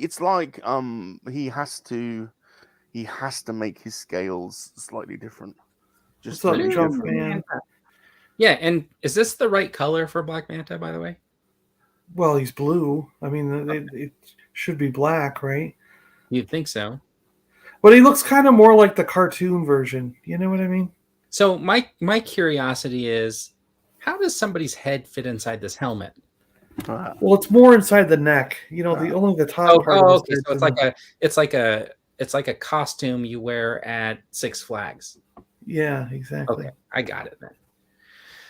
I think that's what Junkman was saying, that he knows somebody that doesn't like these because of the size of the figures, because the sizes are off. Yeah, I kind of agree though, because like if you're redoing the line, you kind of like want to sort of have them next to your vintage ones. Yeah, can you imagine those retro Star Wars figures if they just decided, hey, let's just make them 5 inches? I know. It would be weird, right? It'd be weird. Yeah. All right. What about this Mezco 112? See, I got an animation cell of Black Manta from the Super Friends, old Super Friends cartoon. Yeah, and he's blue like that. You know what I mean? So it's matching the cartoon. Okay, so the cartoon, he's blue. Yeah. All right. His head might be a little more purple, but I think this Iron Man, by the way, looks fantastic. It does. It looks good, but it's probably too expensive. How much are these? Yeah, they're ridiculous. Yeah. And they're 6-inch, right? So they're 6-inch. But you know, they try to they're like a total premium upscale figure maker. Did you see this guy on Instagram who's been documenting his 3 years of not getting his Batman? No, that's funny. So I guess the Keaton Batman went on pre-order like 3 years ago, and then COVID delayed it, right? And then last year they opened up pre-orders again, and I guess he was saying he's one of the first pre-order people, and so he's seeing everybody get them, and he's getting all upset about it. So he's been making like this daily videos. This is day 1,885, and he's like, "Come on, Mezco, come on, Mezco," and I guess he got it on day 1,201. Wow. Yeah. See, I'm wondering where my freaking Yoda hot toy is that shipped in March of 2023. You know. Oh yeah. Still says on the website shipping March 2023. That happened already, so why didn't it ship? You know, well, some of these exclusive figures, they do like to go traveling around the world. They do. I mean, there is a Salacious Rum life-size figure that has traveled over the U.S., the entire continental U.S., flew across the ocean, made it to the U.K., then flew all the way back across the Atlantic, then all the way back across the U.S., and got back to where it started. And then its pedestal made that trip twice. Anyways, that's a story for another day. Where is it now? It's in my garage. You should send it to me just so it has more time for traveling around. Yeah, so here's some superpowers. There's the Batmobile, and I'm just going to throw this picture up because it's a little bit better. So you got Robin, Batman. Is that the I Can't Believe It's Not Butter guy, and then Wonder Woman, and a Batmobile and an invisible jet. Wonder Woman looks a bit thirsty, doesn't she? Yeah. The car's weird, isn't it? What's the car from? It's different. It's different than the old Superpowers car. Yeah. It's like what? It's more like it's kind of like a cross. There was one in the animated series that had the bat on the hood like that. You know. Captain Spaulding is identifying the I Can't Believe It's Not Butter guy as Aquaman. Oh, that's him. Yeah. So it's. Do you reckon he could? He could. Yeah. That you already got him right there. Yeah. The weird thing about this is I don't know why Robin has spikes coming off his back. Yeah. And he's got spiky hair. He's got a spine problem, Vern. He's got a spine problem. Is that Damian Robin? Because look at his hair. Yeah, it looks weird. I might get the Batman and Robin just to have Batman and Robin. But I think Wonder Woman got hit in the side of the face with a 2x4. Like what? Yeah, there's a lot of comments. Sorry, freaking flyer miles in here and stuff like that. The Batmobile, is that like supposed to be a mix? Then you think that they took a couple of different concepts and kind of meld them together. He probably couldn't recreate the original one because of some rule. Yeah, and then the invisible jet just seems weird to me. Well, that's kind of neat actually, but I don't think anyone's done one. Well, didn't Mego do one a long time ago? But somebody did. When I saw this. It was really cheesy. This guy did a picture thing about putting together his Lego invisible jet. Did you guys ever see those pictures? The guy had like the box of the invisible jet. It was like supposed to be like 5,000 pieces. And then he had the instructions. Like, he mocked up all this stuff, but there was actually no Legos at all. Yeah, of course. He had like he was gonna, then it was like done. It's so funny.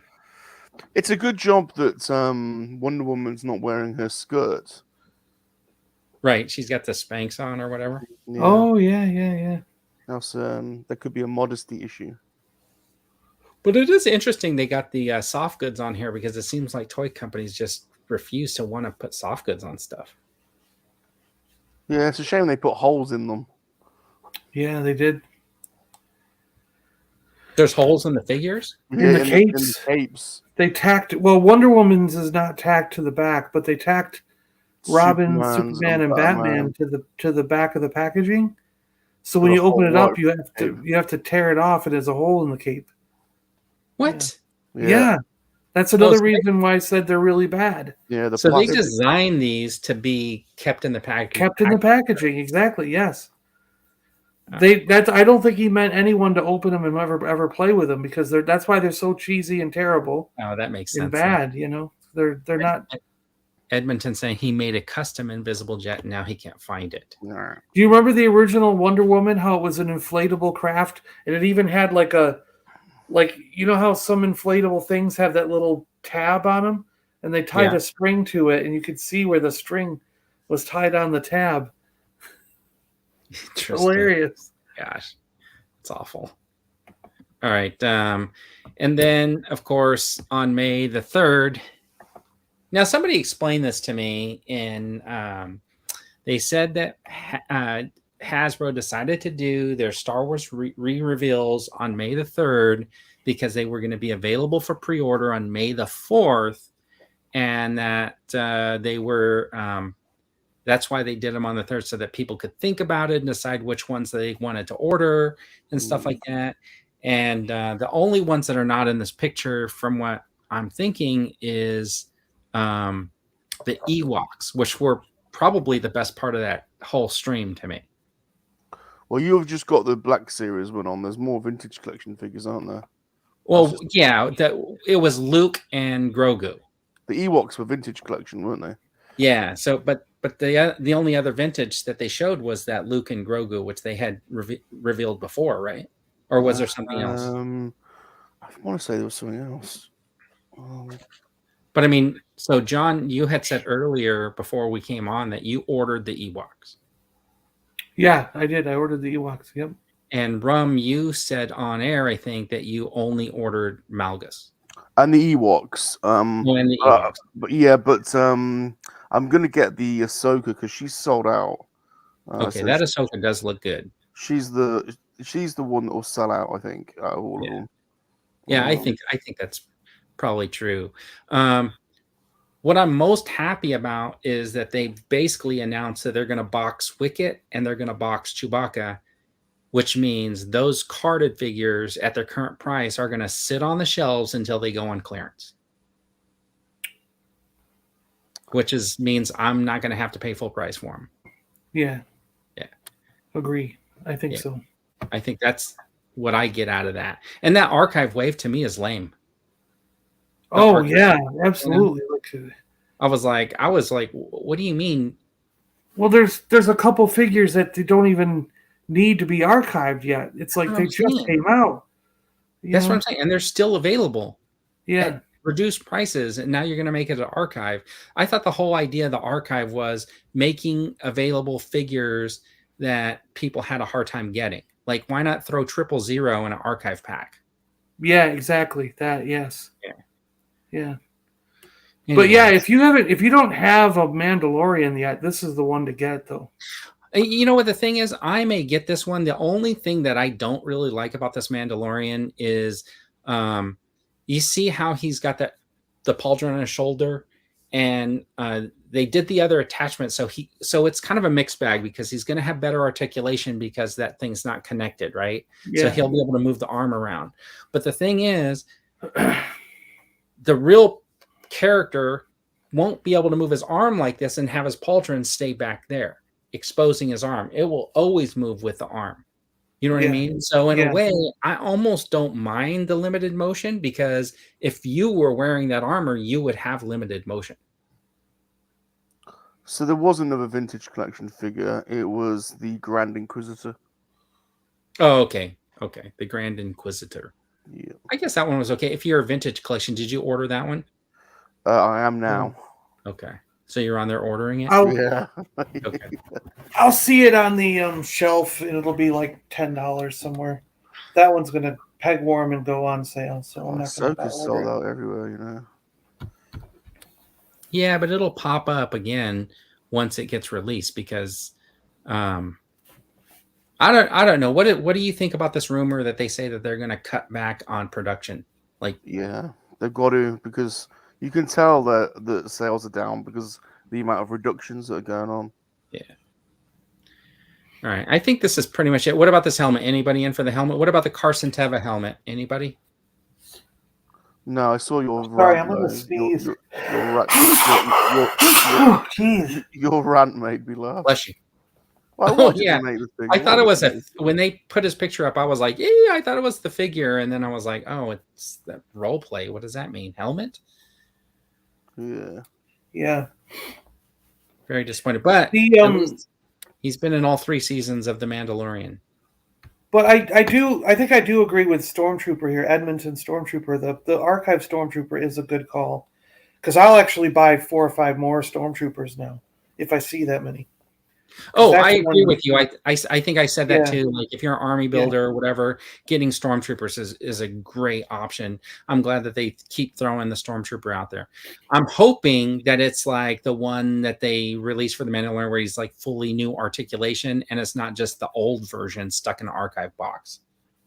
Yeah. But what are we going to put clone Ahsoka in archive? She never hits stores here. Yeah. They're not going to, because that's a figure people actually want. Yeah, BOE. I ordered the Ewok 2-pack. That's the only thing I ordered. I do want to get Malgus there, right? The Sith, Malgus, but Malgus. I'm waiting to see if he goes. I'm waiting to see if he ends up sitting around and then he gets marked down. Yeah. I did not order the Ewoks, and I'm going to tell you why. I didn't order the Ewoks because I had previously ordered those droids figures, and they took forever, and then they were in stores, and then it was so easy to walk in the store and get them. And the 3PO and R2 both got marked down. Yeah, that's what I'm saying. I bought them on clearance. The only one that disappeared from stores is Boba Fett. The R2 and 3PO sat there until they got marked down. You know, I bought those on clearance before they ever even shipped from Target. Yeah. So, I mean, that's why I'm not ordering the Ewoks. I think there's a small market for those Ewoks, and it's basically us. Yeah. Yeah. But I like them. I had to have them, so I got them. I already ordered them. Yeah. Captain's asking about modifying figures and stuff, and yeah, I have a little bit of issue with, like, I'm not a customizer, and I don't mess. I've actually only messed. I did mess with one Black Series figure, where I took the helmet off of one that had a face underneath. You know, like that's okay, like the Boba Fett. Yeah. Yeah, but I look at that figure and I go, I ruined that figure. Is how I look at it. I look at it and go, well, I ruined that figure because I was experimenting and looking at what was under the helmet. You know what I mean? Did you paint the head or anything? No, I didn't do anything. I just put the helmet back on him. You know, I didn't. I was just curious why there was a head under there. None of Vern's heads are on the right body in his collection. Like, none of them. But here's what it is. Okay, when me as an adult right now, when I run across a Kenner Star Wars figure from 30, 40 years ago, and a kid 30, 40 years ago repainted that Star Wars figure, so he took Luke Skywalker Bespin and painted his outfit blue. I look at that action figure and say it has zero value. It is absolutely worth zero. And it's worth less than zero to me, because I won't even pick it up and take it home if you gave it to me for free, because I'm just like, it's been destroyed. It's been defaced. It's been damaged. You know what I mean? I get it. Like, I don't see it as a custom figure. I see it as something that's been defaced. You know what I mean? And it's now worth less than zero. I can't do that to a modern figure, because I know 40 years from now, when I'm 90 years old, I'm going to look at a Black Series that someone customized 40 years ago, and I'm going to go, they defaced that figure. They ruined it. You know what I mean? Like, I just don't, they have to be how, and I feel that way about like say Stan Solo figures, so even his, Slave Leia, or how the next 17 is doing F-Up Man. You know what I mean? Like, those aren't real figures, quote unquote, because they're not made by someone who has a license. You know what I mean? Right. So I don't consider them having it. That's why I don't buy them, because I consider those having zero worth. They're worth zero because they're not made by someone who has an official license. So it's I have a hard time. I mean, I'll take one if someone gave it to me, of course, and I'll treasure it, but I can't bring myself to actually purchase like F-Op Man or the Slave Leia from Stan Solo or the Han Solo with the Stormtrooper helmet that comes off, because I look at those figures as having zero value because they came from someone who doesn't have a license, you know? I don't know. Am I weird for looking at them that way, or? Yes, you are. Yeah, no, I understand what you're saying, like, because you're saying so I have this figure that I made like a couple years ago. This is like I took a Mandalorian and I painted him silver and stuff like that. When I look at it now, I'm like, yeah, I did really shoddy paintwork on it, and to me it just like sits in a bag now, right? It's holds no value to me anymore because they actually have an official Beskar release of the figure, but at the time they didn't, and I wanted it for like photography and stuff like that. Yeah. When I say like I took a little bit more time doing this one and I interchanged the arms and heads onto a different body and stuff like that, I think this one turned out fairly decent. Oh, he looks cool. And when he looks awesome. Or the Black Chrysanthemum I did, it's going to be tough for me to say, oh, do I need, let me get that one. And then when the official release comes out and I get them and I put them up next to each other, will this guy go in a box? No, this guy will probably stay on my shelf along with he looks badass too. Yeah. You know what I mean? So yeah, when you get down to it, like 20 years from now, when there's an official release, who's going to want this one? I don't know. Well, I guess what I'm saying is that, okay, just look right now as an adult. So right now, today, if someone pulled out a Kenner Star Wars Bespin Luke Skywalker that when they were a kid had painted Bespin Luke blue fatigues instead of brown, and he said, I'll sell you this figure for $150, would you buy it? Because it's a custom Luke Skywalker. Would you pay $150 for it? Or would you go, no, I'm going to buy the original Bespin Luke the way he originally looked for $150? So I think this is from Nema Studios, a small English independent toy maker. This is limited production because they're obviously the painting and stuff's done by hand. Yeah. So I think this will appreciate. I don't think this is gonna. That's not gonna. There's not many. There's only. I don't know how many he makes these, but it's not nowhere near compared to Hasbro. So I don't think that's gonna. I think that's a. I'm not sure that's gonna be. Well, how? Well, try and get where are you gonna get a Gorax from? Yeah, but I'm just saying that like 40 years from now, because basically look back at like Palpatine custom figures from, you know what I mean? Like no one's buying custom figures from like 40 years ago. Depends if it's, you know what I'm saying? Depends if it's custom, like if it's an independent toy. I suppose there's a bit of a difference between painting an old figure up or making a new one. With that figure you're talking about painted, I think I would have to like look at it, right, and see if it was done well or if it was just like something where I look back at some of my paint work and just not happy with it.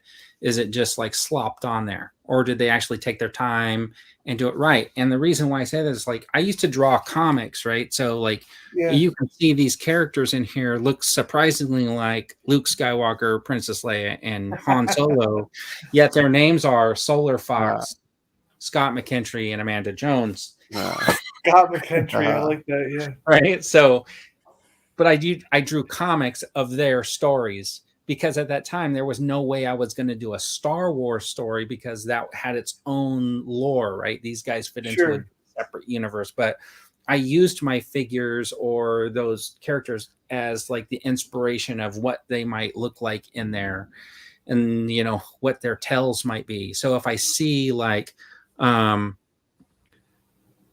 Yeah, that looks pretty cool. That's the Oh, Ghost I've ordered this. Yeah, this is. Okay. Check out the face sculpt. Yeah, it looks good. Yeah, that's But I mean, when I see like that custom or painted figure, that's the other thing I got to think of. Like, right, like when the person did it, was it because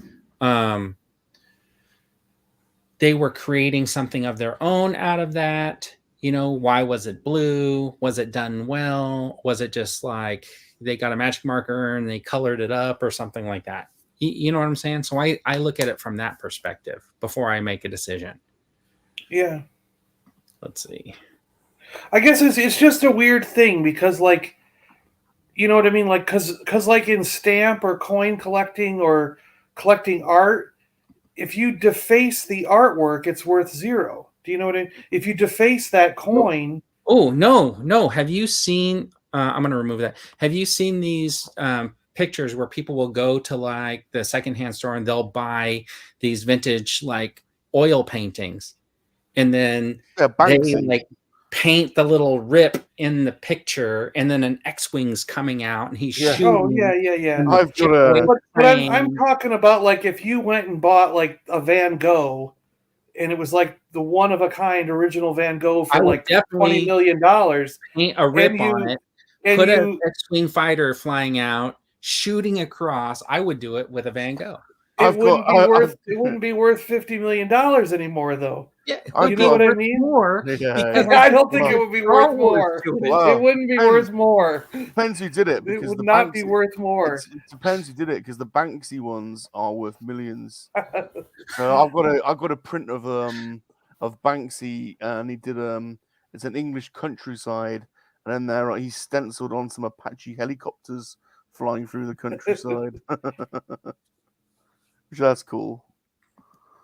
So I you know, it's kind of funny because like art's kind of one of these, to me, like a very funny thing. And when I think about a custom figure, I think about it from an artistic perspective, right? So what's the artistic intrinsic value? So like I think like with all of my head swaps and stuff, I get a lot of compliments on a couple of them.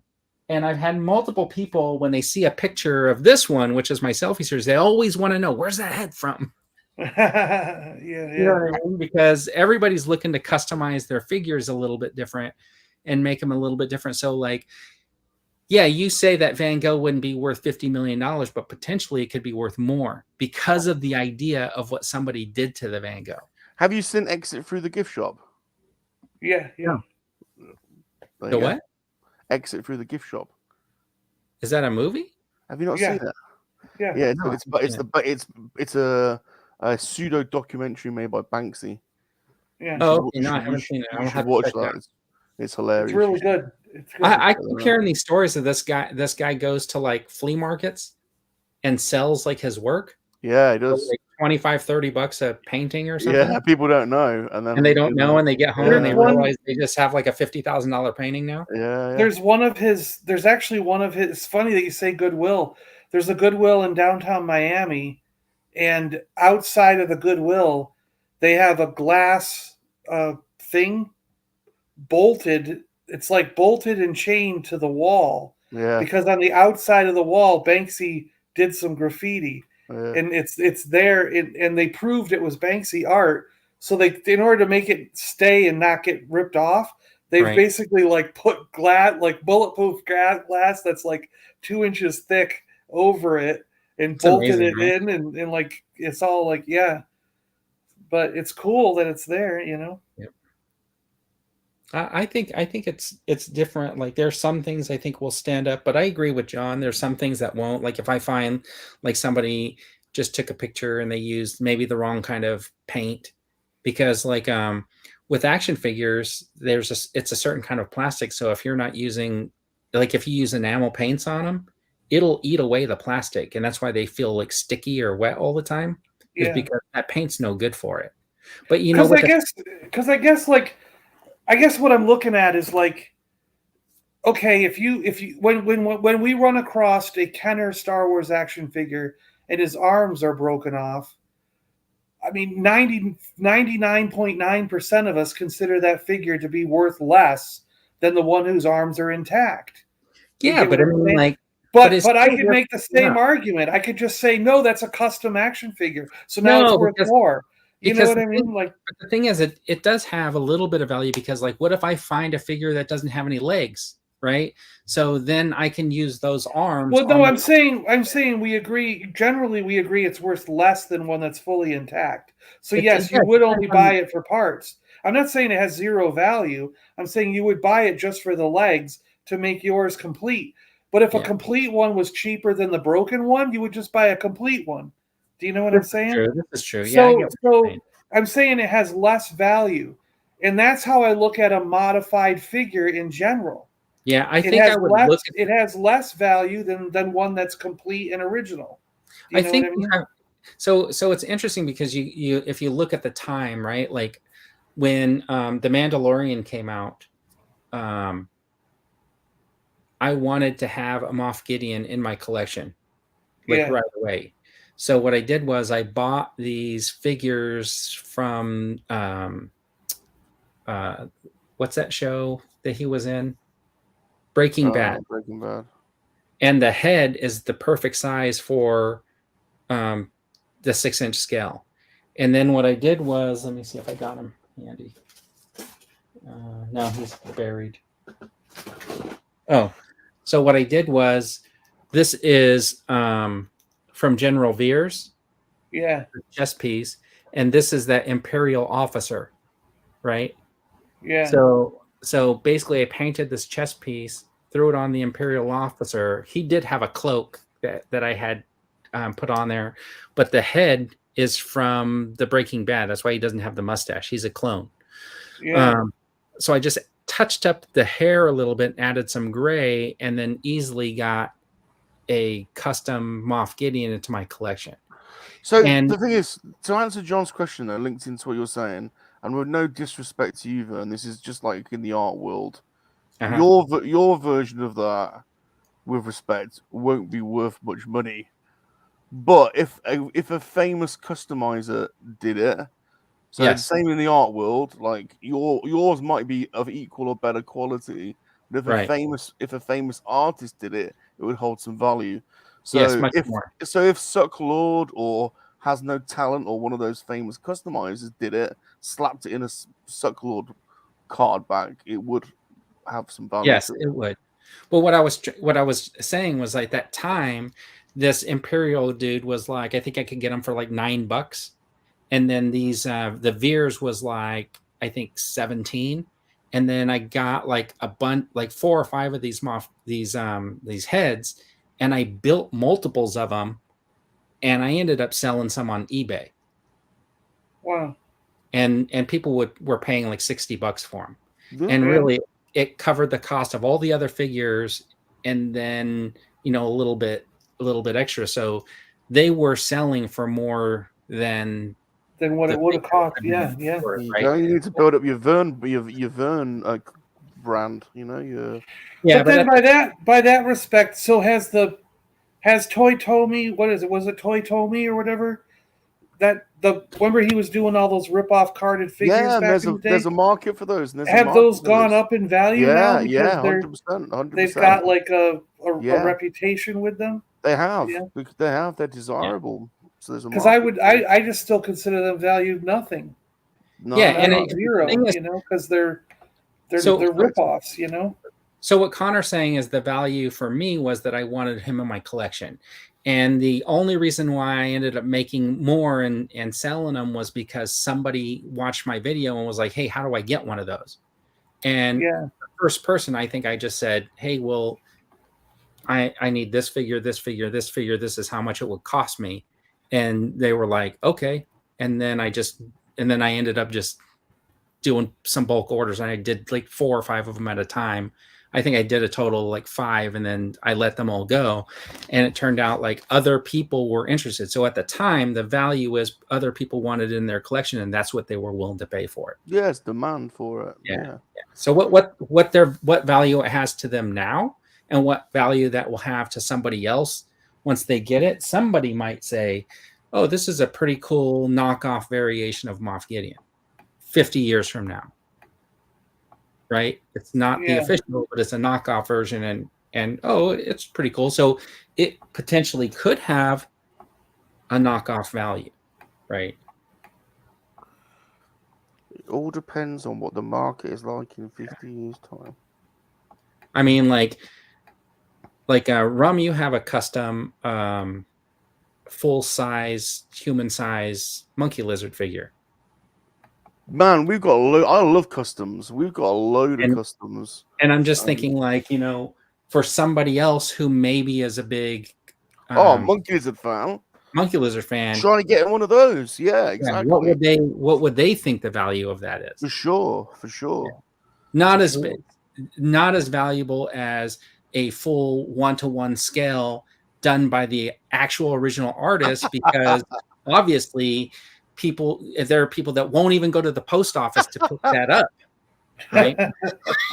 yeah. I've got phobia. Obviously. Yeah, Mr. B is saying he's sold customs for over $100, and that's true. I mean, like, but I mean, that's what I'm getting. What I'm trying to say is that's now, but I don't know. I just can't see people like 40 or 50 years from now even remembering who made that custom to make it have any value. Because I guess I just look back. I look at what I'm buying today as far as vintage toys, and I look back 40 or 50 years ago, and if something has been modified, I see no market in it. Like when I go to toy fairs and I go to Comic-Cons and conventions, if someone comes up with a 12-inch Stormtrooper from 1977 that's been modified, its value is always next to nothing. It's considered like a broken action figure. It's considered defaced. So what I'm getting at is why would the ones that people are making today hold any value 50 years from now? If the ones that were made 50 years ago hold no value today. For you today. For almost every Star Wars collector is what I'm saying. Because otherwise, when you went to Star Wars Celebration, that defaced, broken Stormtrooper would be worth something, and they have it for $5 on their table, where a complete 12-inch Stormtrooper is on their table for $100. Do you know what I mean? Like, that's a broken one, not a. Why? You know what I mean? Broken figure, not a custom. Even one colored and colored blue. You know what is on the table for $5. I think if you're saying colored blue, like so, here's what I'm. Someone painted it blue. You know, so there's no figure for the Hut captured Leia, right, in the vintage collection. So what Stan Solo did was he created that figure. Yeah. So that holds value to people who want to have that figure in their collection to match their vintage collection. How do you account for the Uzai and the Uzai bootlegs and the? But those were manufactured. Those were made by a company. Bootlegs, but no, made by a company. Saying like a one-off. Some of them were made in people's homes. So let me ask you this, John. Like, say you came across a figure, right, from a vintage collection of figures, and somebody had kit bashed it into a character or a version of a character that was never released. Would that have any value to you? No, because I'd go home and make it myself out of my own kit bashed figures. Okay. See, and for somebody else might be like, oh, I can just pick this up and get it, right?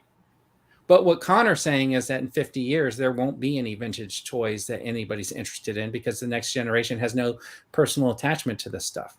And that's absolutely not true, because then we wouldn't hold it. Then our generation, Vern, you and I, would hold no value to Action Comics #1. Well, I'm not interested in buying that.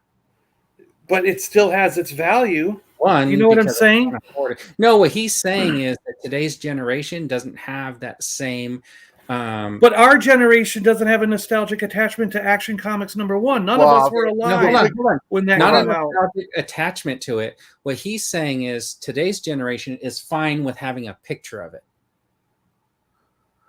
Yeah, I think a good way to look at it is who's buying tin toys now. So yeah, I mean that's true. Nobody's buying tin toys. Tin toys. You can still.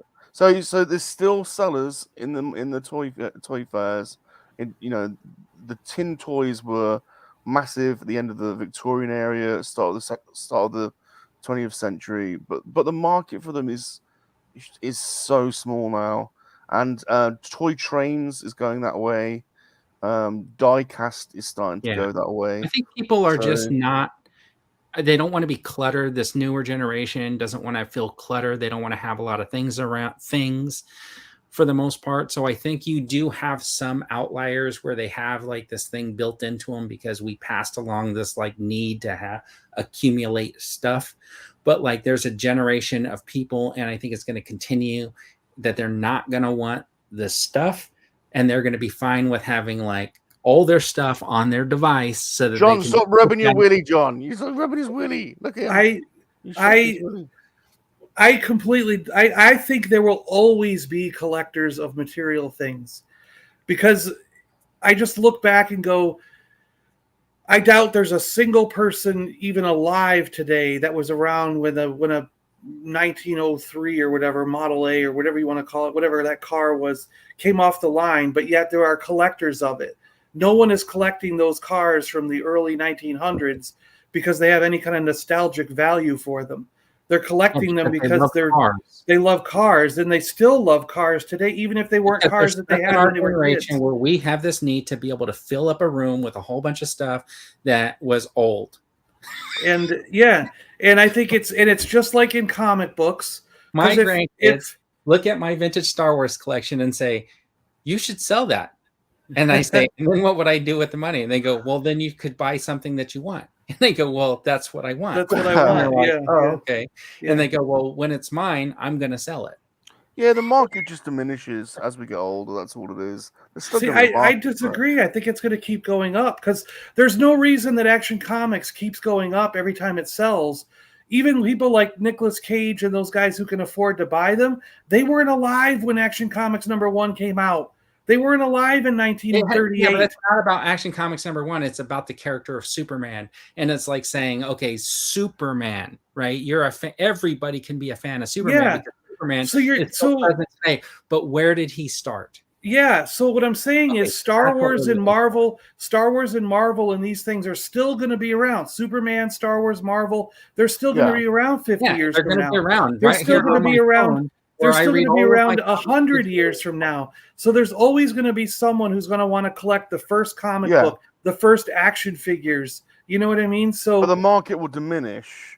There's always going to be somebody, but they're going to be worth way more, is what I'm saying. It's not going to be like they're worth a penny or a dollar. You've picked a first edition comic. Yeah. What about a McFarlane Superman figure?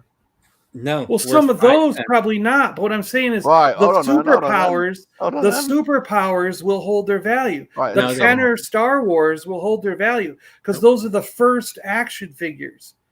You always have to go with the first. It's a numbers game, isn't it? The first Luke Skywalker was a Kenner Star Wars Luke Skywalker. Got to preface it. The first Star Wars action figures. Yeah, the first Superman. A lot longer. The first Superman action figure was probably the legal one, right? So John, this is basic economics. So as the market diminishes, it depends how much supply there is. If there's a large number of action figures and the market diminishes, then the value goes down. If there's a limited quantity, then it will still decrease, but it will decrease slower. So I'm just saying that the numbers game, isn't it? 50 years from now, we will meet back up on this stream, and I will go, I told you that Kenner Luke Skywalker will be worth 100 times what it's worth today in 2023. Just pure inflation. Now he's changing his tune. And I'm going to tell you, like, I'll take that bet, John, because in 50 years, that Bespin Luke Skywalker that I have up there with Yoda on his back with the original pistol and his original yellow saber is not going to be worth 100 times more than it's worth today. Yeah, it will. Nope. Because there's going to be 5,000 less people that want to have that in their collection. I don't believe it. But they might buy an NFT photo of it.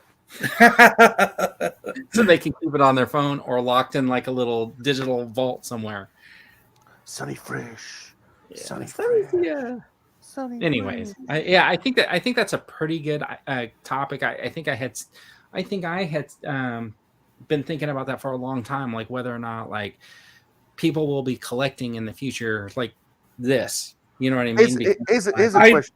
I do think so, because people are always going to want physical stuff no matter what. There are people that are going to want that, but there's not going to be like you and me where we have like any nostalgic attachment to it. Here's a question: are you going to sell your collections before you die? Before I die, probably, yeah. When I'm like 80 or so, I'll probably start selling. Yeah. Will you then? Will you sell yours? Some things. This is my brother, by the way. How you doing? Which one? The one in Florida, Vincent. He's the one that's got the Galactic Mule on Instagram. Hello there. Up by Orlando, right? Yeah. He's the one that just bought the $400 Cal Kestis lightsaber. Nice. And refuses to send it to me for any less than $700. Just kidding. Yeah, it's hard because like there's certain things that I have that I sold a couple things during COVID, and I already wish I didn't, because the money's gone and I could now get twice as much as what I sold it for. Do you know what I mean?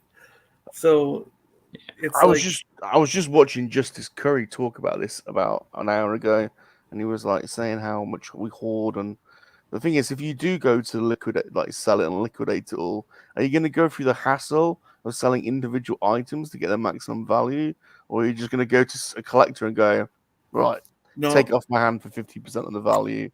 I'll be individually selling it, yeah, because I've been individually selling. You better start now, yeah. It's going to take start now. It's going to take forever. Because I've been individually selling stuff since 2001, so I've been doing it for 23 years already. So but that doesn't count. The problem is, John, you got to sell more than you buy. Yeah, if you buy more than you sell, it doesn't count, John. Yeah. So Connor's saying Kenner Star Wars is a generational thing. We're here tonight from all over the world because we grew up with them. The next generation won't feel like this. So, but I disagree. I just disagree with that because of the Kenner Star Wars, right? So what you're saying is just because people like Star Wars, they're going to want the Kenner stuff. They're going to want the first, like, just like with comic books, you want the first comic book. You want Action Comics #1. I don't know. Yeah. I don't know. Okay, I get your point. Because it's like that with everything. When someone talks about cars, a real car collector, if they're really into Corvettes or Mustangs, they're going to want the first Mustang. Do you know what I mean? That's always on their list. Well, if you use that logic, where's your Model T Ford or whatever it's called? You know what I mean? Where's your Ford Model T or whatever it's called? It's on American Model A or whatever. I buy all the old cars. Yeah. But what I mean is that's why people still want. That's why people still want Action Comics #1 and why they want an original, not a reprint. Do you know what I mean? Because they like Superman today and they go, I got to have the first one. Or they like Batman today and they're like, because I love the way I love the way 50-year-old comic book paper smells when it's been left in a garage. Yeah. Get all moldy from the dew point and moisture. And I got to pay $1 million for it. But it even falls to modern characters, because like someone like X-23 or Silk or whatever, who are very recent, Spider-Gwen, they're very recent characters. People still want that first issue. You know what I mean? They want the first time she appeared in a comic.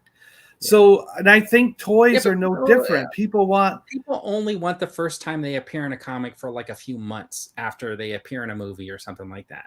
Like they get reintroduced to a character, and then everybody gets all hot about like their first appearance. They go run out. They rise up the prices. This is exactly what happened with GameStop stock. Exactly. Jonathan saying he grew up with Kenner figures but has zero interest in vintage stuff. Only modern 6-inch stuff interests him.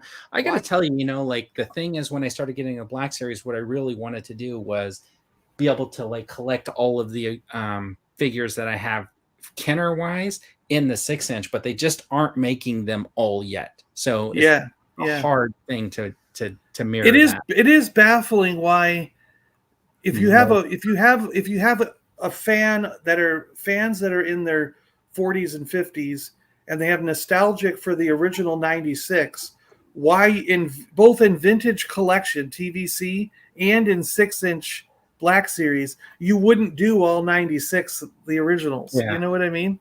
Look, It blows my mind why that wouldn't be in your plan. Like, so Connor saying why 100% guarantee nobody will want a Salacious Crumb in 50 years. Nobody wants a Salacious Crumb now. Like, why would you? Left them at the post office. They would not pick them up from the post office. What the fuck?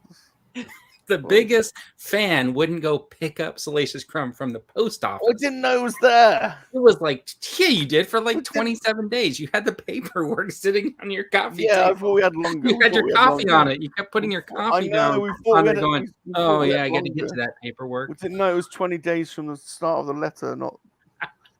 Whoops. I know. Can you believe it? Oh, my gosh. My name's Super John. All right, guys. Well, they would quit. Jonathan says if they did the 96 all at once, that's all they would buy and then quit. That's why they like, I got you and I'm going to keep you. Yeah, that's true. Yeah. Oh, look what G-Force says. Years, I'm taking out a contract. Yeah, look what G-Force says. No, before that. He's going to buy a Salacious Rum. All right. On the Toy Duo, we like to stick to right around 2 hours. I know you guys will keep pretending like you're talking. But John, do you have anything coming up this week besides playing video games like Grand Theft Auto? Well, I actually have 3 videos recorded and edited, but I need to do the voiceover. And I've got... It's funny because, like, I bought that Transformers Optimus Prime from the Beast Monster movie that's coming out. Okay. And I bought all the weapons. So the minifigures, there's these minifigures that all turn into weapons, like swords and Gatling guns and chainsaws and whatever the hell else. And I did a video showing that Prime with all the little minifigures that attach as weapons, you know, so you can go all gung-ho. And the Prime's not a bad Optimus Prime. It turns into the regular red truck we all know and love. And, it's been sitting here for 2 weeks, so now it's old. I got it right when the freaking things came out, so I was going to be one of the first. You know what I mean? It was like I bought it to be one of the first to have that video up, among that first group, and then the stupid video's been sitting here for 2 weeks. Get it done. So you got 3 videos you're going to come out with this week. Yeah, and there's popping them up, and there's 3 or 4 more that I wanted to film, but I guess what happened is our friends came down from New York, and I spent all last week with them, so I didn't do any. I actually brought my laptop up to my brother's house, thinking in the evenings when everybody was slowing down, I'd be editing video and doing something. You were going to be playing Magic the Gathering till we were sitting at Perkins all night or whatever, getting ice cream. Hold on. So at your guys' age, this is exactly what happened. You got to Perkins around 8:30 at night and said, "Well, it's pretty late. We should start playing Magic the Gathering." Then around 11:15, you're like, "I don't know, everybody. I'm pretty tired." We all just fell asleep. Yeah, in the booth. All right. That sounds like fun. So and then tomorrow we got people. Well, they're flying down here right now. So again, the same thing's and they're here all next week. So I think the same thing's gonna happen. I'm gonna be busy all next week. And playing Magic the Gathering at Perkins again. Yeah. Okay. Yeah. So Salacious, do you have anything coming up this week besides your amount of short videos that you've been putting out? Yeah, we've got a ton of stuff coming out. So finally, Salacious' Star Wars Celebration video is coming out next week. Salacious has recorded a video about Red 5 because the book has 1 week left to go if people want to buy the second get it if they missed the first. Are you getting a discount by making the video? Well, we've already got our book, so did you get a discount because you're making a video? I know, but we're in the book. Oh, okay. Salacious got a whole page. You're not personally. But Salacious is. Yeah, he's in the back of the book. Yeah. Salacious got a whole page. Well, and don't they mention you on the mention page, right? Yes, he's in there twice. Oh, okay. Yeah. I'm in there twice, Vern. All right. And tomorrow morning, if anyone is awake, first thing in the morning, we're on the PGM show. Oh, okay, PGM. And next Did he just start up an Instagram? Because I got a PGM following me, but it had like 1 follower, and I was like, I don't know if this is a real account or not. Yeah, it's second one for some reason. I don't know why, because he already had one. So that was a bit weird. Yeah, I don't know why. I don't know what's going on there. And then we're on Universal Toy Collector, so we're filming that with Stu next Saturday. So that should be fun. So quite a bit going on. Cool. All right. Well, Stu edits those and then puts them out on the following Friday, if I remember right? Yeah. Anyways, appreciate you guys coming on the Toy Duo. Anytime, Vern. Anytime. As always, we want to thank everybody for joining in the chat. It was a lot of fun. And we'll see you guys next time. And now, a word from our sponsor. Bye-bye. It's Luke and Leia, and they run around, and you can play with them. Unless your parents tell you you're too old to play with toys, and you ask them, well, why did you buy me these in 1977 if you don't want me playing with them still? Anyways, there's a solution. If you're all grown up and toys are not for you, here's some enamel pins from Left Coast Graphics. They remind you of those vintage figures of back in the day, and you know what? When nobody's looking, you can pull them off your jacket and go, hey, Leia, let's go! And the ships come in these fantastic boxes that you can fold out. And here's the one for Boba Fett's infamous enamel spaceship. This is the pin. It looks fantastic. You could put it on your jacket. But like I said, when nobody's looking, you could fly those ships around. So remember, get your enamel pins with these awesome card backs and these fantastic pins that double as toys, but don't tell your parents. From Left Coast